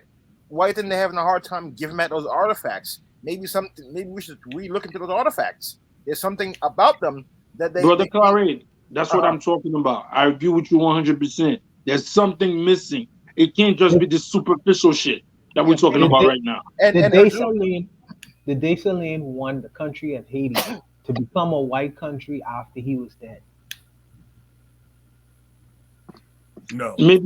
Maybe the silence is closer to the source. He knows something that I didn't. Before we go, I just want to wrap it up in about 2 minutes. Before we go, because this is about the length of time the women went to when they did it last night. What would be our message to the black man about the black woman before we go? We have to get on code and get together. Like you see now, I'm just talking about New York City, how they're treating. Like I was around Penn Station yesterday, and I see all those homeless people, black people, just homeless, sleeping on the streets. Then I'm reading, they're building these tents by in Randall's Island to put, and they have all these amenities to bring these people in, and people are asking them, what about your people? Like, well, they couldn't really answer the question. Look, that time is over now, man. We need to get together in lockstep. We're really gonna get destroyed if we don't get together. This is some serious times. The world is changing. This is not, as I said, for my generation, Generation X, and the millennials that came right after. It's a different time from the 80s and 90s. Them times are done. They're going for your throat now, man. But I'll pass the mic, bro. Yeah, Zuli, what would be your message to black men about white women after this conversation? What? I mean, to black? What? Can you repeat the question? What would your message be to black men? What would your message be to black men about white women after this conversation? I think it was a different question here. I just said, what would my message be to black women or black? Well, my message would be, let's seek accountability for our part in the messed up situation, and follow the men who wants to actually change the situation. You got to get online. There can't be too many chiefs in the project. There has to be a chief. There has to be Indians. There has to be a quarterback, and there have to be receivers. We can't have two quarterbacks on the team. There's a point guard. You can't have 3 point guards on the team. And you have, let's fix our differences. Let's put everything on the table, apologize to each other what we did wrong, and then come together. If we don't, it's a wrap. It's already a wrap. I just don't want people to say I'm negative, because I know they be crucifying me in the other show, or I'm so negative, or whatever. If we have a shot at this, we have to forgive each other for the BS, admit what we did wrong, and unite. And again, not trying to be genderist or whatever, but the man is the protector and the provider. The protector. He got to lead. I'm not talking any Pookie and Ray Ray, any stupid brother, but a brother who is, and I don't want to quote the Bible or whatever, who says the head of men is God, the head of men is God, and man is the head of woman. I guess I'm gonna say that. If I'm living by the 42 laws of Ma'at, you gotta follow me. But until black women and black men get their shit together, we will always be fighting. It'll be like this all over the world. That's what I'm saying. Buena, you got the last word. Yes, sir. Sometimes my brother or Zuli say the most profound things, and sometimes he say the most brilliant things, and so does Kev. They give you jewels from time to time, man. What I would say is that if the game is to divide us, to make us weaker, to make our collective community weaker, then we must play in a defensive manner, and we must form stronger bonds with one another. And as Razuli was saying, if it's an apology that is needed, then that apology must be given at both sides. One of the things that we need to invest in this century is the idea of healing our relationships, because if we don't, then we are done. and I take Erzuli's extreme position. You know, we are done. We are done. We are done and dusted. So I think that it's become very important for us to try to salvage what we have in terms of what our relationships is going forward, and invest very much so in healing as we do in getting the bag, in getting power, in getting the good job. I think that we should invest in our social relationships, social relationships with one another, not only with the men, with the women, but also with the men and the men as well. That's an aside, you know, but I'll leave it there. I want to say something real quick, which brother Mr. Untouchable just said. That was brilliant. Healing. Stop chasing the bag. Chase substance, relationship. And that's between boyfriend and girlfriend, husband and wife, brothers and sisters, uncles and aunts. We have to do it all. You have to heal the family. So I agree with what you just said, brother Ezekiel, 100%. All right. Thank you guys for coming through. That was a good conversation. Like I said, this episode will premiere about 5 minutes after the woman's episode broadcast. So look out for that. I'll announce on Shoot the Breeze when I'm going to drop these 2 episodes. And then sometime next week or so, or the week after, we'll have a conversation when everyone has had a chance to hear both sides of the conversation. We'll come together and have a discussion with everyone who's involved, and any of you who want to join us. It'll be a live stream. So look out for that. All right, guys. I'll see y'all on Saturday night. All right, brothers. Nice convo. Peace, man. Y'all be good, all right? All right. Peace. All right. Or is it, are you okay? I want to. Never mind. All right. So yeah. So thanks for joining. See you guys for Shoot the Breeze. And until next time, you guys be good. Peace.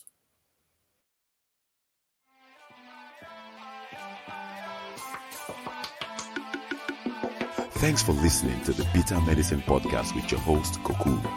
If you like what you just heard, we hope you pass along our web address, bittermedicineblogs.com, to your friends and colleagues, and share our show to all your social media. Be sure to check out our archive section on our website for previous podcasts. This has been a KWAZ radio production. Join us next time for another session of the Bitter Medicine Podcast. Follow us on Facebook at Bitter Medicine Show, Twitter, Bitter Meds, Tumblr, Bitter Meds, Instagram, Bitter Medicine.